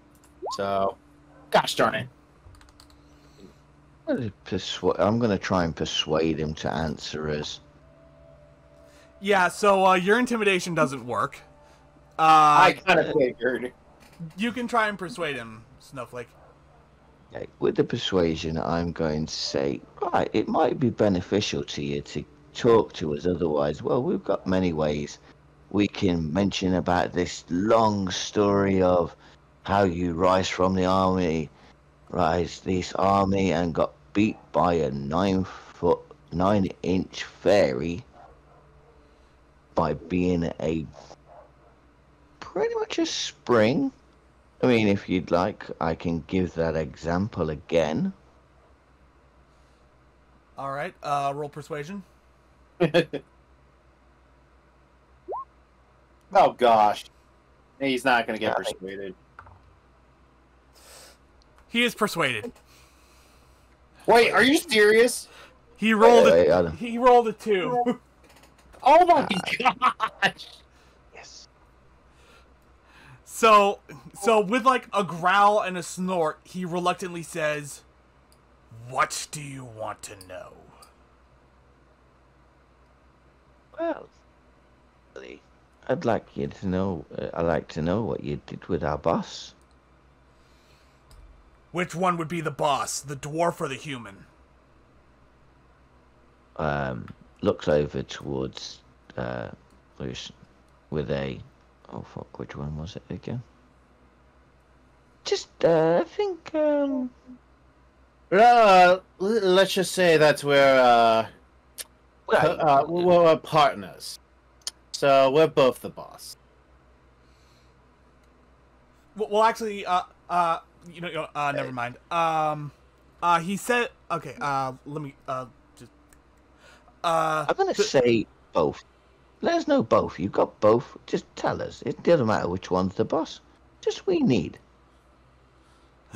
Well, the human is on the other side of the hideout, currently tied up by some of my other minions. By the smell of it, they're getting ready to cook. The dwarf, on the other hand, well, I will be a mighty warlord one day, but unfortunately, I am currently nothing more than middle management. I sent the dwarf to my boss, King Groll, at Cragmaw Castle. Okay, well, we're getting somewhere. But there is a human tied up that is in danger, it looks like. We should go after him right away. You say you're middle management. So that don't mean you're quite important and you're quite expendable then. I mean, I'm the most important person here, and if you kill me, my boss certainly will not be happy about it, but I guess you're right when you say I'm not the most important person. Okay, well, if that's the case, who is your boss? I just told you, King Groll. He did say. I'm gonna do the mental. That's my ADHD acting up. Shoot. Let's just pretend the paladin's like half listening because he's still out of it. So is that lethal or non-lethal? You know, he is he could be very dangerous if we let him out alive. It's lethal. It's lethal? Alright, he's dead. Yeah. Oh, you didn't even. Oh, he uses it. Oh, wow. Okay. It was one of those cases of he was a human yo-yo. I did it. Yeah. Well, now that that's taken care of, I am feeling a bit tired. Maybe we should rest for now. Alright, so you guys are gonna short rest? Yeah, I think that would be a good idea, just so we can get some health back. Alright. Also, during that time, I will.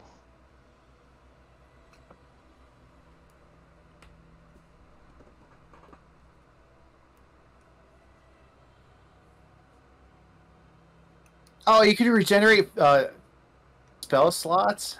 Lucky. I don't think I can do that unless I long rest. You could do with one of your oath features, I think, but I don't know if it's a certain oath or not, because there's a again, jargon, different thing. So I should be. Okay, well, wait, did it? Alright, short rest then. Boom. So I get one spell slot back. Okay, I'm clicking short rest. It's not doing anything though. With short rest, you have to click your hit dice. Oh, God. God. Your thing, and that's a way to do that. You'll only recover half on a long rest. Gotcha. And then Okay, the... I'm just so used to. Again, yeah. All right, hit die. Ah, jeez. Only 3 points. You can do it again if you want. I could. Well, it might be a long journey, so yeah, I'll do another one. Okay, and I'm back to full health now. But I have no more hit die, so the next one will have to be a long rest. Alright. Yeah. So, you guys, short rest. You guys heal however much you heal. And, I'm going to ask you guys here, it's been like 2 hours. Do we want to call it a session and pick this up later, or, do we want to continue on for another hour or so?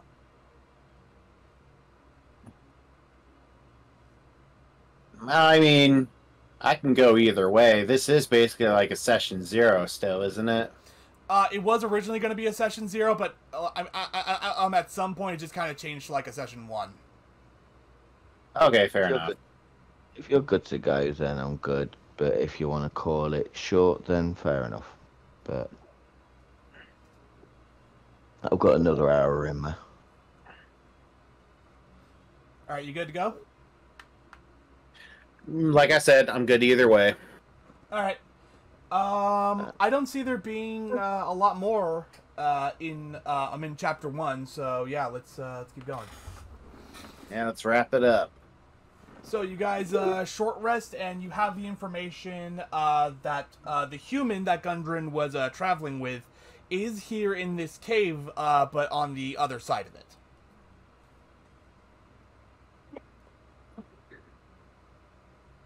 All right, let's go find it. What? Let's go find this human and rescue him. Like he said, he should be on the other side. Fly along. I'm just gonna walk because I don't have fancy flying powers like you. Okay. So, I'm on the little.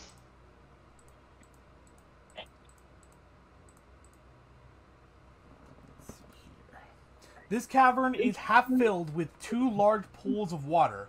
A narrow waterfall high in the eastern wall feeds the pool, which drains out the western end of the chamber to form the stream that flows out of the cave mouth below. Low field stone walls serve as dams holding the water in. A wide exit stands to the south, while 2 smaller passages lead west. The sound of the waterfall echoes through the cavern, making it difficult to hear.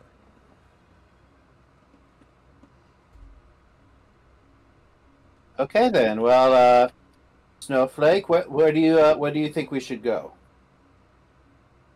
Can't quite hear you, but I think we should go this way. Okay, sounds good to me.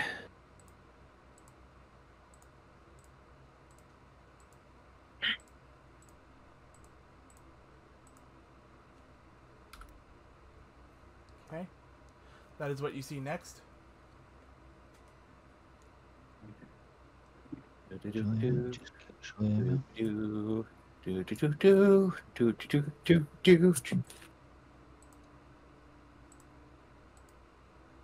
I'm in Indiana then.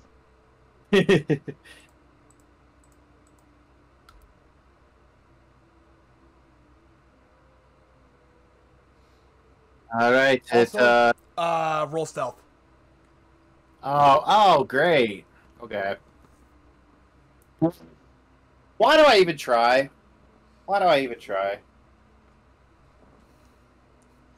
Okay, so basically, you just see.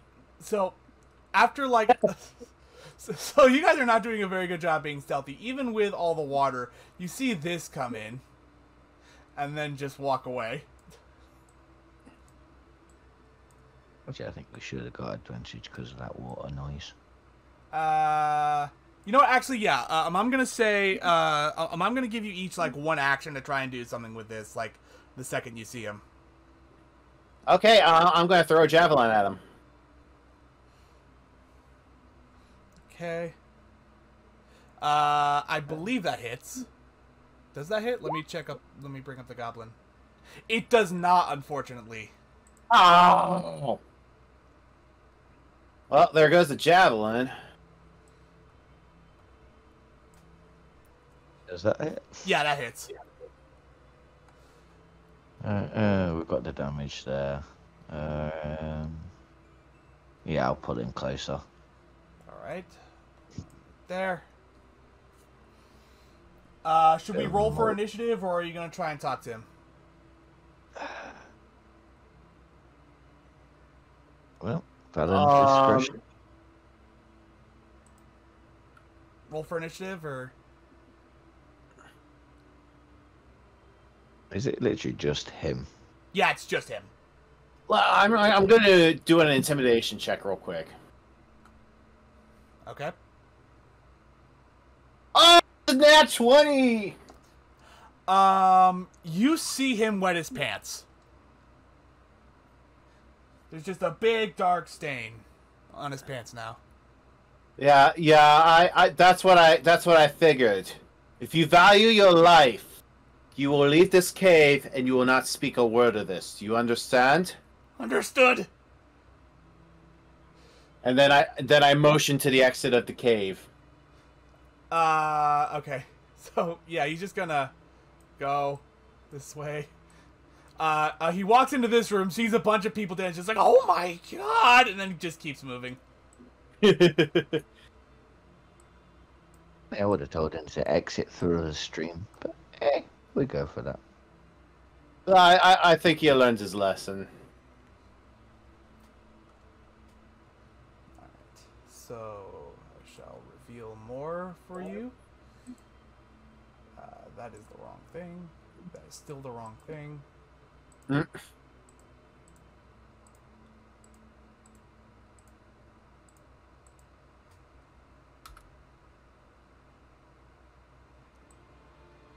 Okay, well, I'm going to do an investigation check on the bridge. Okay. And yeah, that's. Why don't I even try? You have no idea what the hell that is. Yeah. I'm just looking at it. I look at Snowflake. Do you? Oh. I don't know what this is. Snowflake's gonna walk along the bridge. Okay. As you walk across it, you realize that it is very, very rickety. You do not feel comfortable walking across it, but you also kind of get the sense that so long as you're careful, it's not gonna break or anything on you. Just to clarify, my character weighs, I think, about 26 grams. Oh yeah, you should have no yeah, problem. Yeah, you're fine. 68 grams to be. Oh yeah, that's nothing. That's nothing, man. You're good. You're good. So he's gonna go on, walk across. It's fine. Okay. Well, I weigh about 225 pounds, so I don't know about that. Do I have to do any rolls for this one, Mr. DM? No. Okay. Boop. Boop. Boop. Well, I did not fall. Thank the gods for that. Well, I had you back. I would have grabbed you and pulled you up. I'm still shocked that a fairy as small as you is that strong, especially making a creature like that freaking bugbear just yo-yo. I can only imagine that, like, just playing out. All right. That was the only thing to fuck up the strength check.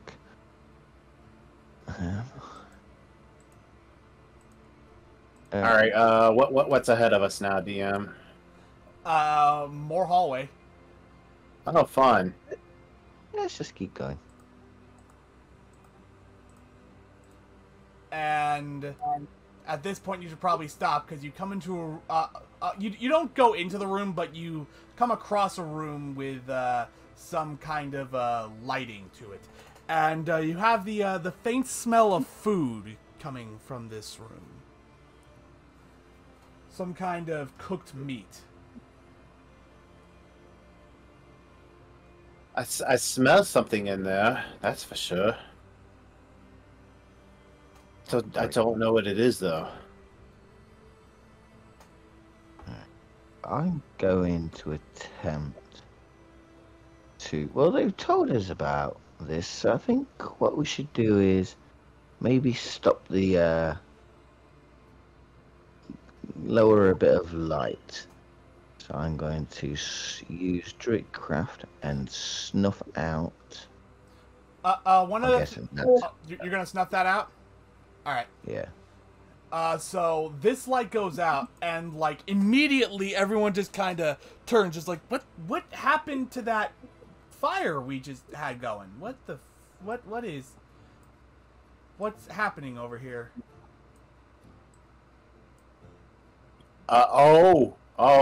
Okay. Oh. From the light that is left, can we get a kind of figure of how many's there, or is it a bit more? You want to see like how many are in there?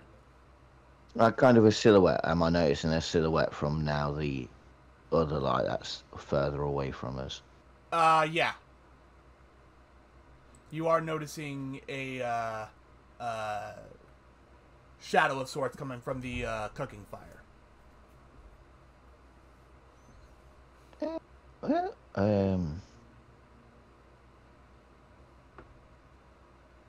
I think we already got the attention. It's not going to be too long until we're out to fight. Oh, there's something I can do about it now. But for the record, basically what the goblins are doing, they're just very confused as to why this fire just randomly went out, but they can't seem to figure out why the fire went out, so they just start it back up again. Okay, then. And then they just kind of go back to their business, but I will say that they are a little more alert now. Well, in that case, can I peek over and do a investigation check? See if I can see ahead. Roll for stealth. Okay.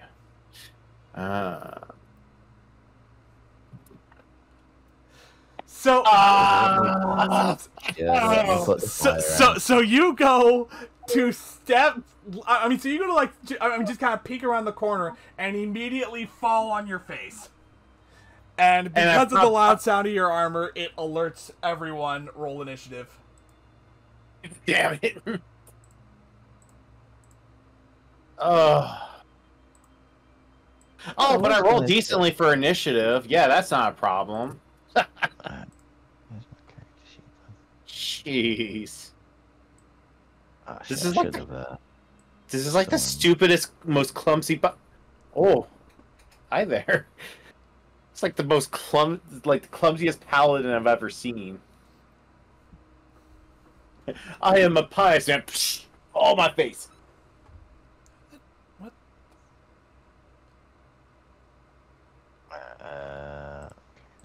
How did that initiative not go into the turn order? Because I didn't click the token by accident. If you right click and add to turn order. Actually, I should be able to do that myself.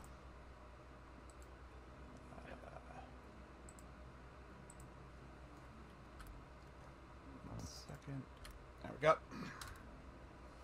And now, let's see here. Luckily, it's just 4 goblins, so I don't have to have, multiple character sheets out. That one's gonna be red. This one's gonna be blue. This one's gonna be green. And this one is going to be orange.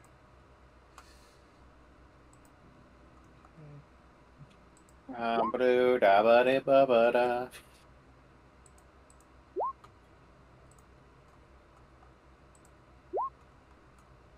By the way, this guy right here, before we like officially start the fight, this is Sildar Hallwinter. Yeah, Sildar Hallwinter. He is tied up and beaten within an inch of his life. He is not going to be of any help to you. Okay then.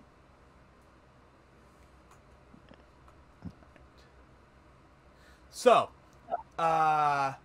this guy up here is just going to look at his underlings here and just yell, "You! Go get them! Now!" And that's going to be the end of his turn.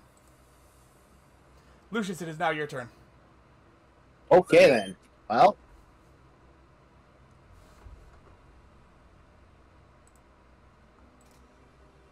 I'm going up to Mr. Green over here and battle axe him. Oh wait, I pressed the wrong thing. I don't think a 10 hits, does it? No, it does not. He just barely dodges out of the way. Jeez. Okay. Well, there goes my turn. Alright.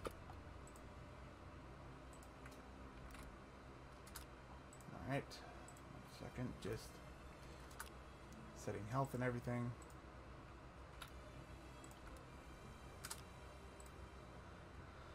Alright, it is now Red Goblin's turn, and he is going to take a swing at you with his scimitar. Oh, lovely. And I'm pretty sure that doesn't hit. No, that's not even half of my AC. Yeah, it just kind of planks off your armor. You don't even have to look at it. You don't even have to bother with your shield. Pretty much. It's like, oh, was that the wind? Alright. It is now Greeny's turn, and he's going to take the same strategy. Ooh. 23. Does that hit? Mm-hmm. Okay. That is 5 slashing damage.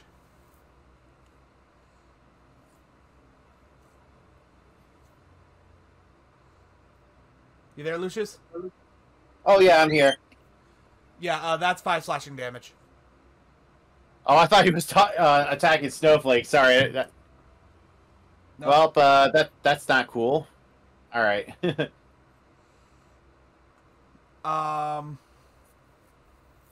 So that is his turn. Snowflake, it is now your turn.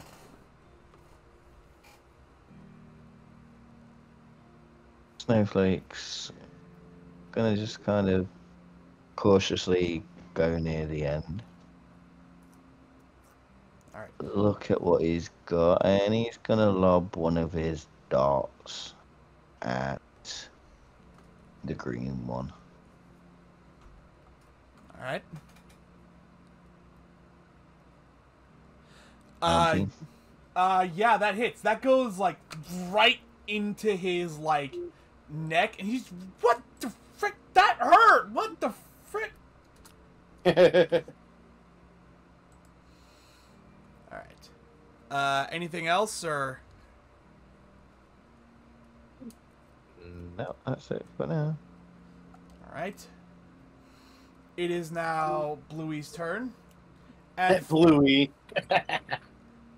he is going to go over here. He's going to pull out his short bow, and he's going to take a shot at you, Snowflake. Uh-oh. Does a 16 hit? Yes. Oh, that's fine. I've got to change that to 12 again because I ain't got the.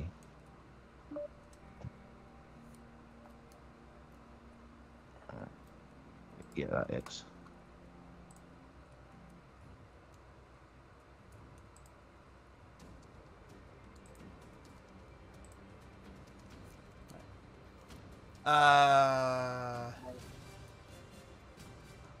Does 16 hit? Yeah, yes. Okay. 8 piercing Ooh. damage with the short bow. Oh. Ooh, that's a nasty hit. Yep. Bugger. And that's going to be his turn. So Orange is going to point to you, Snowflake, and go, "There's another one! There's another one over there in the hallway! Get him too!" And that's going to be his turn. Mitch. Okay then. Lucius, it is now your turn. Okay, I'm gonna attack the red one this time with my battle axe. Oh! Oh. Yeah, that hits. That's a crit. That hits. Alright. That is a crit kill. That is most likely an insta-kill. Okay, yeah. And for criticals, I did check. It's an additional 1d6. Okay. So it's that, and then I have to roll a 1d6 out real quick. So 9 points of slashing damage altogether. Let me just do that for you. Yeah, Oh, he's he dead. did. Off with his head. Shunk. I might as well just start collecting these heads. I'm chopping them off so often. So anything else for your turn, or? Nah, I don't have anything else I can do right now, so I'll end it. All right. Green is going to take another swing at you, Lucius, with his scimitar. Oh, you're taking pot shots again, huh? Ha! No. You just kind of bash him away with the shield again, not even looking at him. Well, And- since that goblin's dead, I am putting my focus on him now. Yeah. All right. Snowflake, it is now your turn. I think these guys need to chill a little bit. So, aiming for this one. Nice knife. Okay. Oh, ice knife. Oh, 24. Dang. The two next to him need to do a dexterity save. Oh, I gotta do it. Oh, wait, no, it's not me. Okay. Right. Okay. Just him, and I think it would be him. Yeah, I think Bluey's dead though. Congratulations. Yeah, Bluey's dead. Okay, so Green successfully gets out of the way. Is that just does he take any damage at all from that, or? No, he wouldn't. Because it's kind of he takes the initial piercing, and then like the ping just did, it bursts out, and the rest of them gets cold damage unless they succeed. Ah, okay. So it'd be orange as well. That needs to. Oh, you shit me. Yeah. And So Bluey. Yeah, but Bluey's dead. Bluey is definitely he's dead. Let's see. All right. So Yimik sees all of this happening. By the way, Amorge's name is Yimik. Let me see here.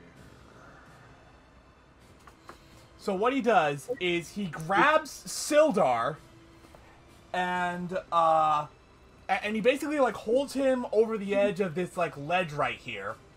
Remember, Sildar has been beaten to within an inch of his life. Well, I mean, like a small like breeze is probably enough to kill him at this point. He holds him over the ledge and says, "Truce, or this human dies!"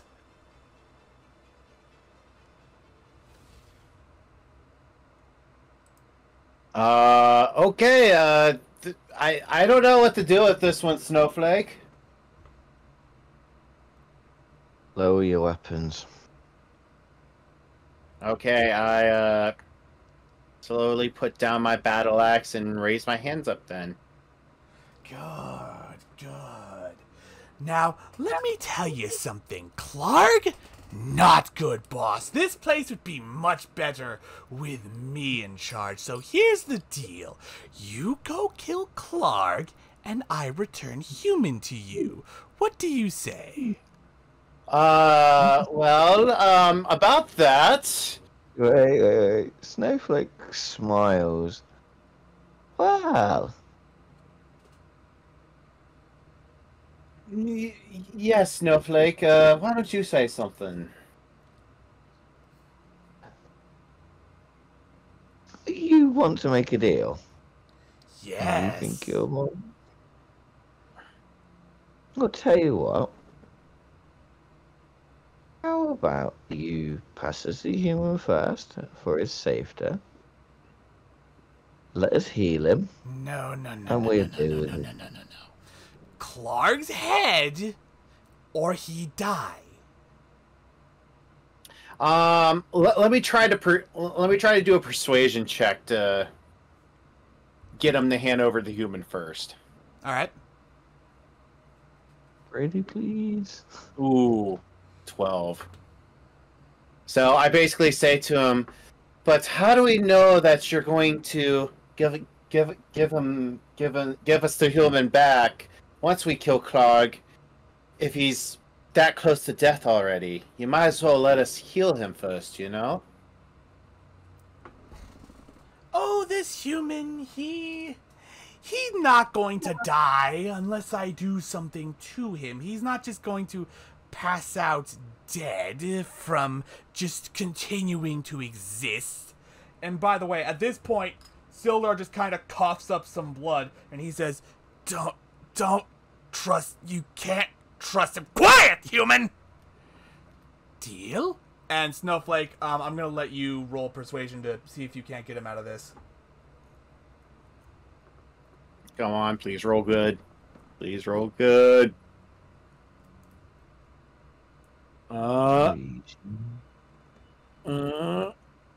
That's perception. Ignore that. Oh, that would have been great with a +5. Oh, no. Okay, so, what do you say to him? I'm not fussed if you hold him. All I want is him to look a bit better. You make him look better? Hey, I'll bring the head on a silver platter. He looks over to Greeny over here, and he tells him to grab your weapons. Do you let him take your weapons? Well, before he does that, I'll be like, I don't think that's a good idea. If you want us to kill Clog, we're gonna need some weapons. Oh, I understand that. However, you want to heal human, yes? Yes, we do want him to feel better. How do I know you just don't attack us once you have human? Weapons Okay, you are got- insurance. Once he is healed, your weapons will be returned to will be returned to you, on the condition the human is returned to me. Okay, I guess that's a fair trade. Is there any kind of check I can do to try to conceal one of at least like a javelin or something on me just in case? Sleight of hand.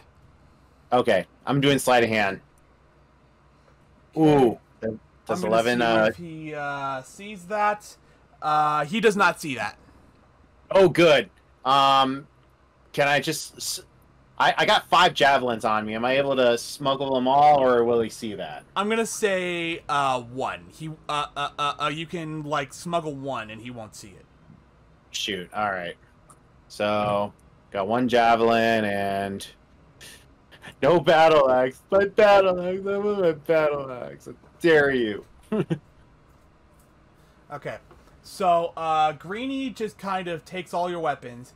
He takes them up here to his boss, drops him at his feet, and Yimik instructs him to take Sildar down to you so you can heal him. And Greeny comes down. Upon that, I'm going to mention. Oh shit! No, actually, I don't think that's wise. Okay. Sorry. I'm thinking in the case of. You're basically going to If tell him that we- Clark's already dead? No, actually, I was going to take an attack of opportunity Oh, okay. Oh yeah, that's right. because. But it's relying on the paladin knowing that I'm going to do this.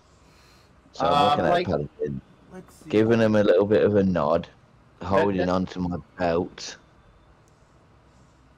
Okay, yeah. I see you nod, and I anticipate it by hovering my hand by the hidden javelin in my possession.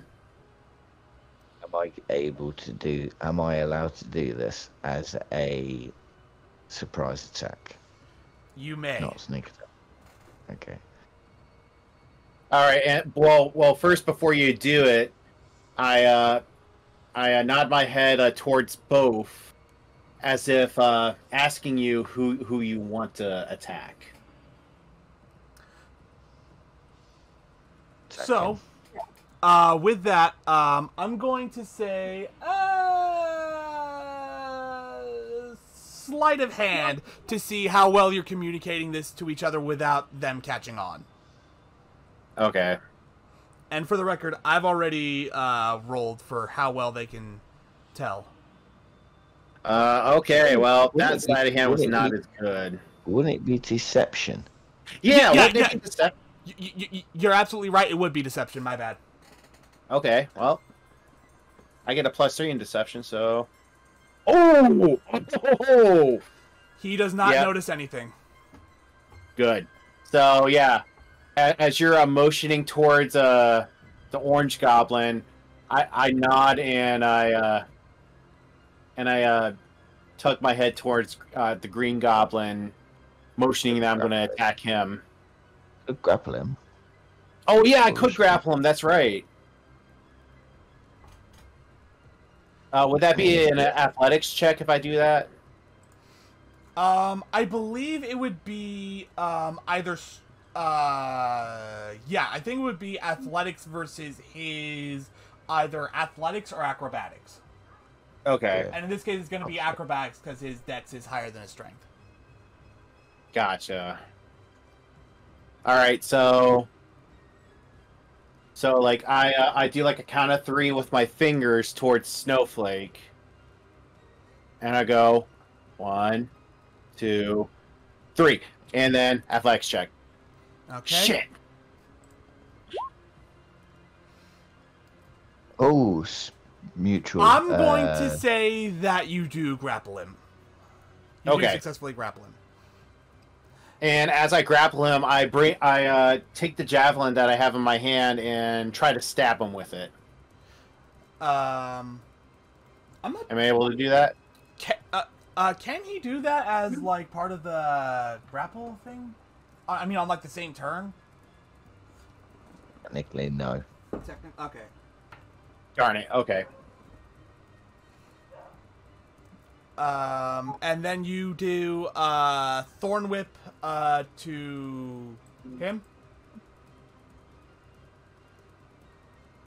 Yeah. All right. And I do not pull him. Yeah, we don't want him near the human. No, not at all. Okay. So you Thorn Whip him. It does 2 damage. It hits him like right across his cheek. I knew I couldn't trust you. And at this point, it is. I'm gonna say with everything that happened, it is now Greeny's turn. I am going to look up the rules for grappling. Where is my player handbook? Oh, and after our surprise attack, I yell at him. Yeah. By the way, we already killed him, so it wouldn't have worked out anyways. It's a continuous standoff between athletics and strength. Okay. Athletics and thing. So whichever one's higher. If you roll higher than him, you break out of it. If he rolls higher than you, he stays in it. Okay, so like, hold on, let me check here. Okay, I finally see it here. Okay, so the goblin is Lucius, roll strength again, or rather Okay. athletics. Yeah. 8. Oh, come on! The goblin does not break out of it. You're not going anywhere, Goblin. Snowflake, it is now your turn. And Snowflake is going to whip again. That's already okay. Ooh, critical. So Tell me he's dead. Please tell me he's dead. Unfortunately, since he's like the leader of this group, he has a little more HP. Oh, poopy. But you do get him like really, really good though. I mean, he was coughing up blood like when he was talking, wasn't he? No. Sildar was coughing up blood. The goblin. Okay, yeah, the I goblin got that. took no damage throughout all that. Gotcha. Okay, I got confused. He's only That's just my now 80. taking damage during this combat now. Okay. All right. Is that the end of your turn? Wait. And then I'm going to fly. I'm guessing there's a bit of height as that's got a ledge to it. So I'm going to fly 10 feet up. You're gonna fly 10 feet up. Yep. Is that your turn? Yeah, that is my turn. All right. And now, just gotta. Did I already bring this up? I did not. Okay. So, the goblin looks at you. He yells, "Traitorous bastards!" He pulls out his short bow and he takes a shot at Sildar. And it hits. Oh, wait, hold on. I do have my fighting style protection, so he would actually get a. Oh wait, disadvantage wouldn't work anyways. He rolled high. Never mind.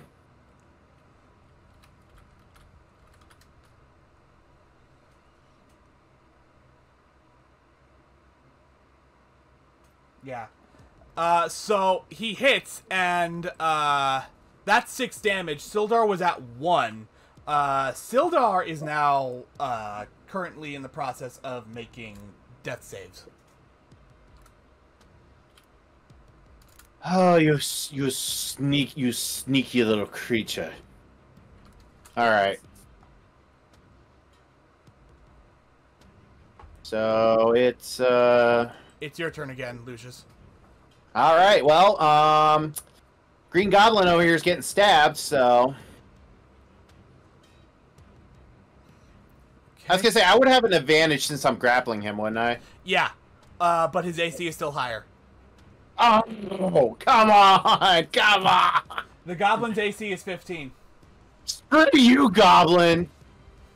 Piece of garbage. So you like go to stab him with the javelin, and somehow you miss. Like, he's just like really like, he's really struggling against you. Like you're holding on to him, but he's struggling. Jeez, dude. And is that the end of your turn? Am I able to drag? Am I able to drag him with me as movement, or do I have to stay in place? It would, but it would be half movement. Okay, that's fine. Then I will drag him in front of Sylvian.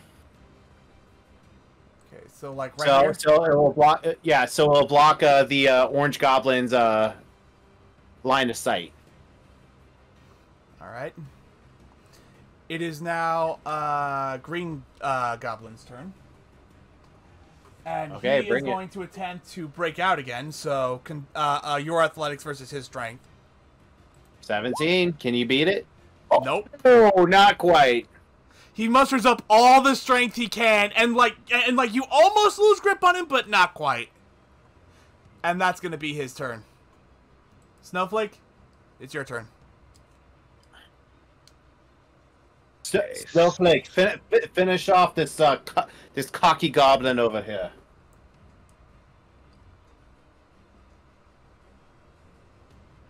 If not, Sylvian is going to die. Stabilize him at least on when you next can release the green one and stabilize the human. I'm going to move a bit closer, flying up a little bit higher. So now 30 feet up in the air. Aiming for the orange. Okay. And that hits. Yo-yo effect. Yo-yo effect. And yeah, he's dead. Oh, good. Screw that goblin.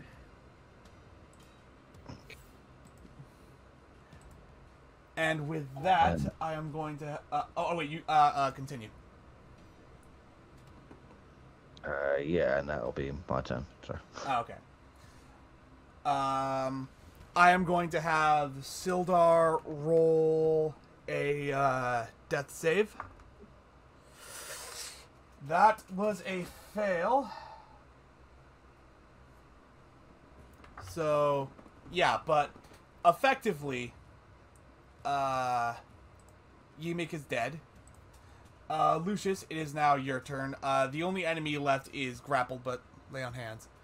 And, let's see. I was gonna say, like, this is the only way I could probably stabilize him. I'm wondering how it works. It doesn't tell me exactly if it works as, like, a regular action or a bonus action. I'm gonna say that in order to do that, you'd have to let go of the goblin.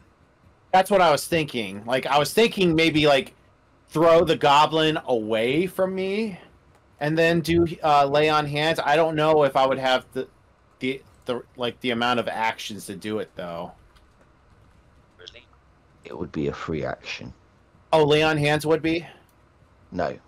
To release the goblin from your breakage would be a free action, because basically all you're doing is letting go of your arms. It causes no action there. Lay on hands states in its quotation of writing.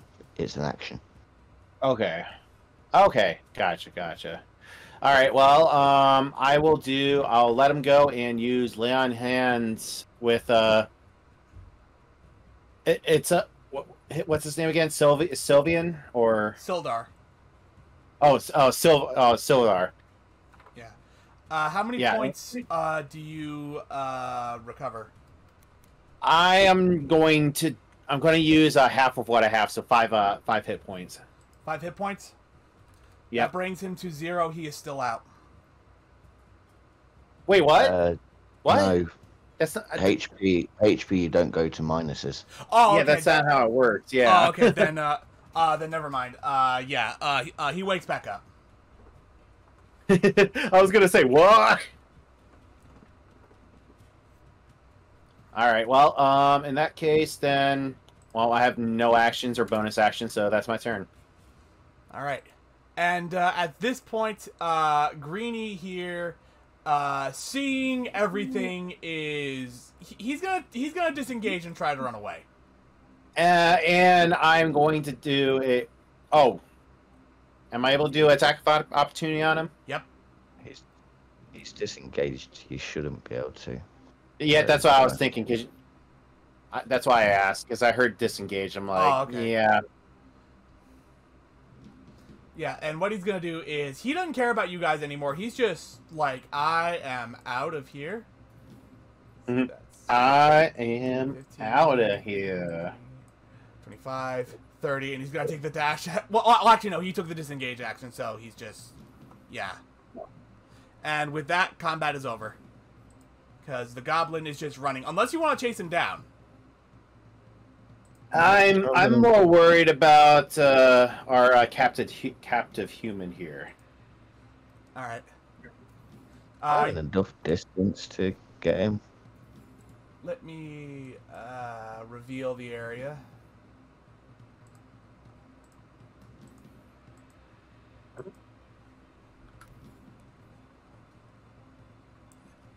Okay, 21. That hits.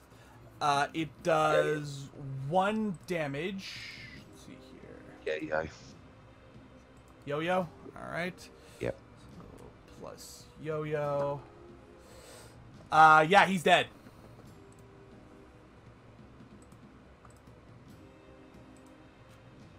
And with that, combat is definitely over this time around.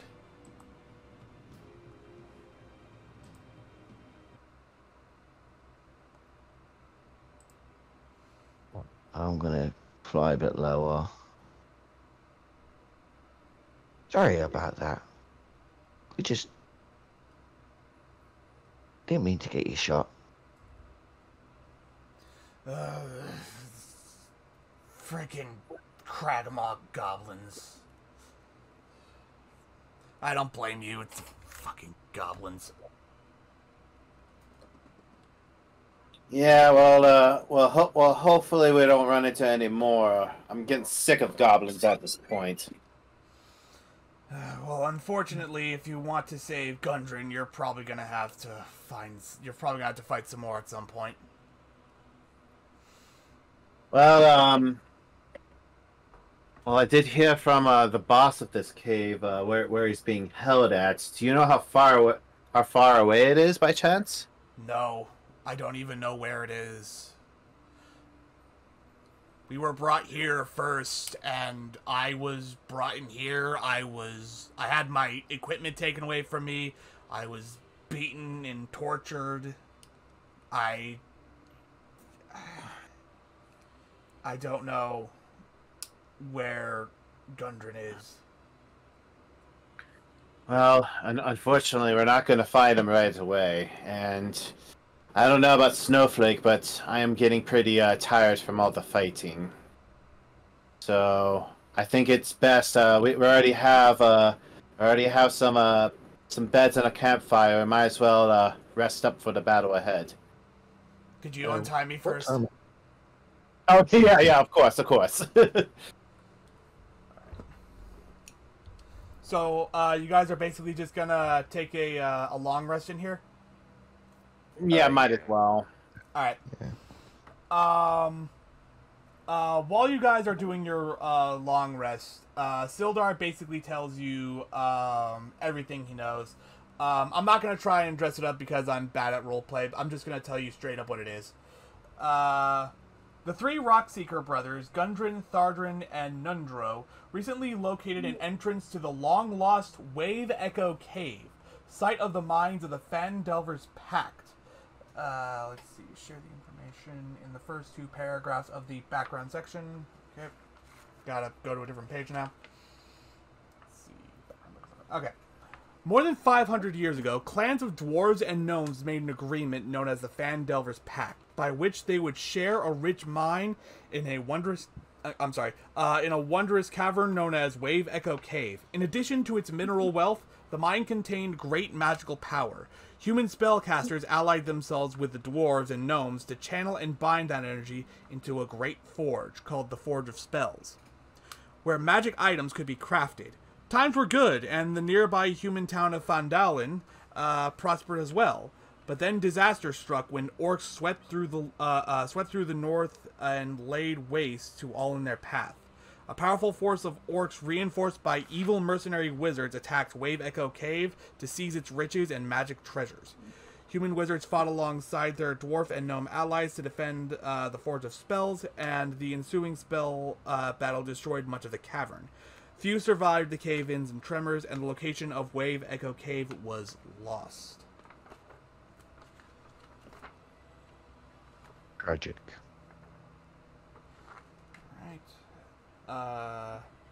Clark, the bugbear who leads this goblin band, had orders to waylay Gundren. Sildar heard from the goblins that the Black Spiders sent word that the dwarf was to be brought to him. Sildar doesn't know who or what the Black Spider is. I guess... Okay, I'm going to be 100% honest with you guys. While I've read the first chapter a lot, I haven't read a lot of the rest of the book. So I saw King Brolin here a lot, and I assumed, okay, they are the big boss of the Kragmaws. That one we'll get to.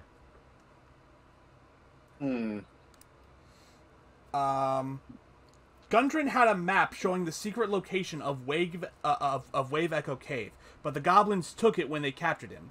Sildar believes that Clark sent the map and the dwarf to the chief of the Kragmaws at a place called Kragmaw Castle. Sildar doesn't know where that might be, but he suggests someone in Fandalen might know. Sildar's go ahead. I was gonna say, I'll ask Sildar then. How close is this town? About, well, if we go back to where we were ambushed, it's about an hour and a half away from there. Okay, well, like I said, we're in no condition to travel right now. So, oh wait, no, we already did our long rest. So,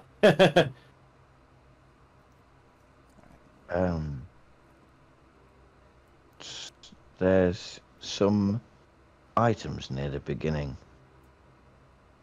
Provided that we can get them past those walls, which... Oh, are you talking about, like, these here?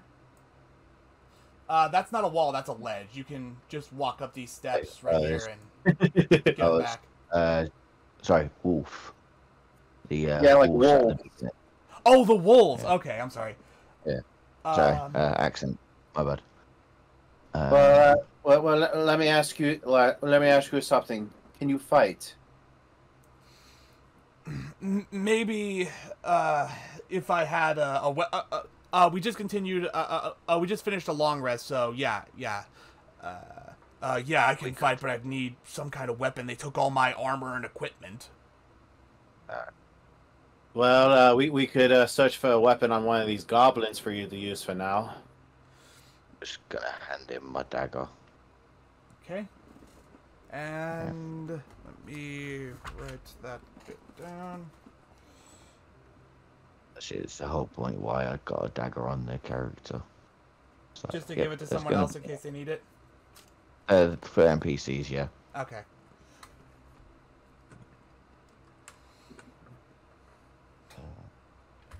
Sildar also does mention that he has a contact in Fandalen, a human wizard named Iarno Albrecht. The wizard traveled to the town 2 months ago to establish order. But since then, he hasn't received any word from Iarno, and that's part of the reason why Sildar decided to go to Fandalen. He wants to investigate what happened to the contact. Also, he mentions that he is part of a group called the Lord's Alliance. The Lord's Alliance is basically...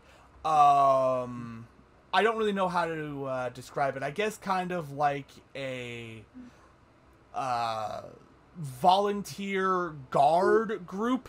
There are lots of smaller towns, smaller villages, and stuff like that can't afford to have like their own guards or whatever. They just kind of rely on whoever the strongest person there is for protection. And the Lord's Alliance seeks to effectively be something of a universal guard for those smaller communities.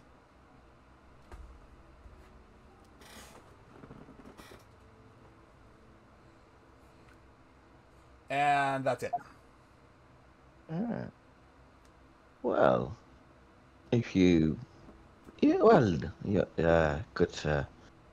If you'd like us to escort you and other stuff here and what we was doing in the first place to Vandal, would you appreciate that?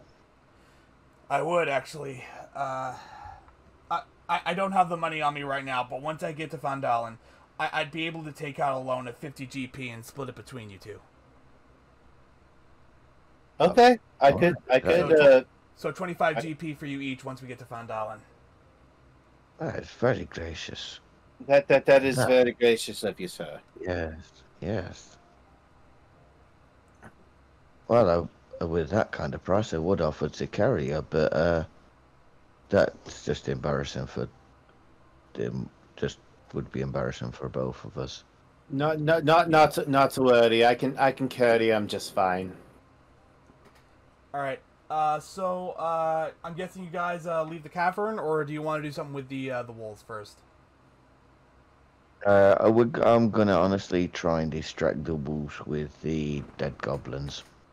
So you're just gonna throw the goblin corpse in there? Pretty much. Just wait. Aren't those wolves still chained up? Yeah, they're still chained up. They've probably got enough length to kind of, if we was to go by them, like. I mean, if anything, we could just kill them. Oh, don't kill the wolves. If you insist. Yeah. Just let nature grow its course. They're only animals. They're only following instinct. I mean, as far as I'm concerned, we could maybe unchain them. I don't know if that's a good idea. Especially since they've been raised by these goblins. They might attack us on sight.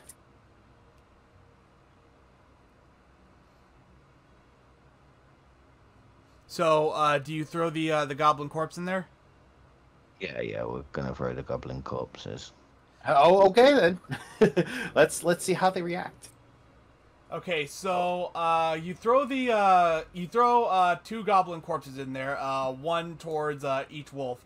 They kind of sniff them for a bit, and they give them like one or two licks, and they just start eating the goblin corpses. Oh my gosh. Alright, Snowflake, I hate to say this, but that actually worked. Give us a bit more time to get the stuff out of here. We may need a few more bodies. I got more than enough strength to... Let's carry these bodies in here as well. Just gonna throw these in here? Yeah, go for it. Okay. So, the wolves do the same thing to those goblin corpses as they did the first ones, eventually. And you guys are just taking the supplies out and taking them back to your cart on the main trail? Yep, pretty much. Getting it to outside so we can... I'm probably overthinking this. But yeah. Yes, to the cart. I remember one of you saying you wanted to free the wolves. Is that correct? I did. If you want to do that, that'll be animal handling with advantage. Because you just fed them. Okay. You know what? I'll help them with that, actually. You can do one wolf, I'll do the other. Okay. let's go for it. Well, I rolled a 10. So, you basically undo the chains, and at first they're just like, "Oh, hey, I'm free now. I'm free." And like they both like lick your hands a little bit, and then just continue eating the goblins. Okay, well, let's just move on. And with that, I am going to say that's basically going to be you all level up to level 3. And that's going to be the end of tonight's session. Okay, yeah, that's perfect ending for tonight. Okay. Thank you for having us. No problem. Thank you. Ooh, I unlocked Sacred Oath. Yay. As for everyone on the stream, thank you for coming. Madden07 on Saturday, 2 p.m. EST. I don't know when we're doing D&D again. Yes, subscribe. Subscribe and follow. Yeah.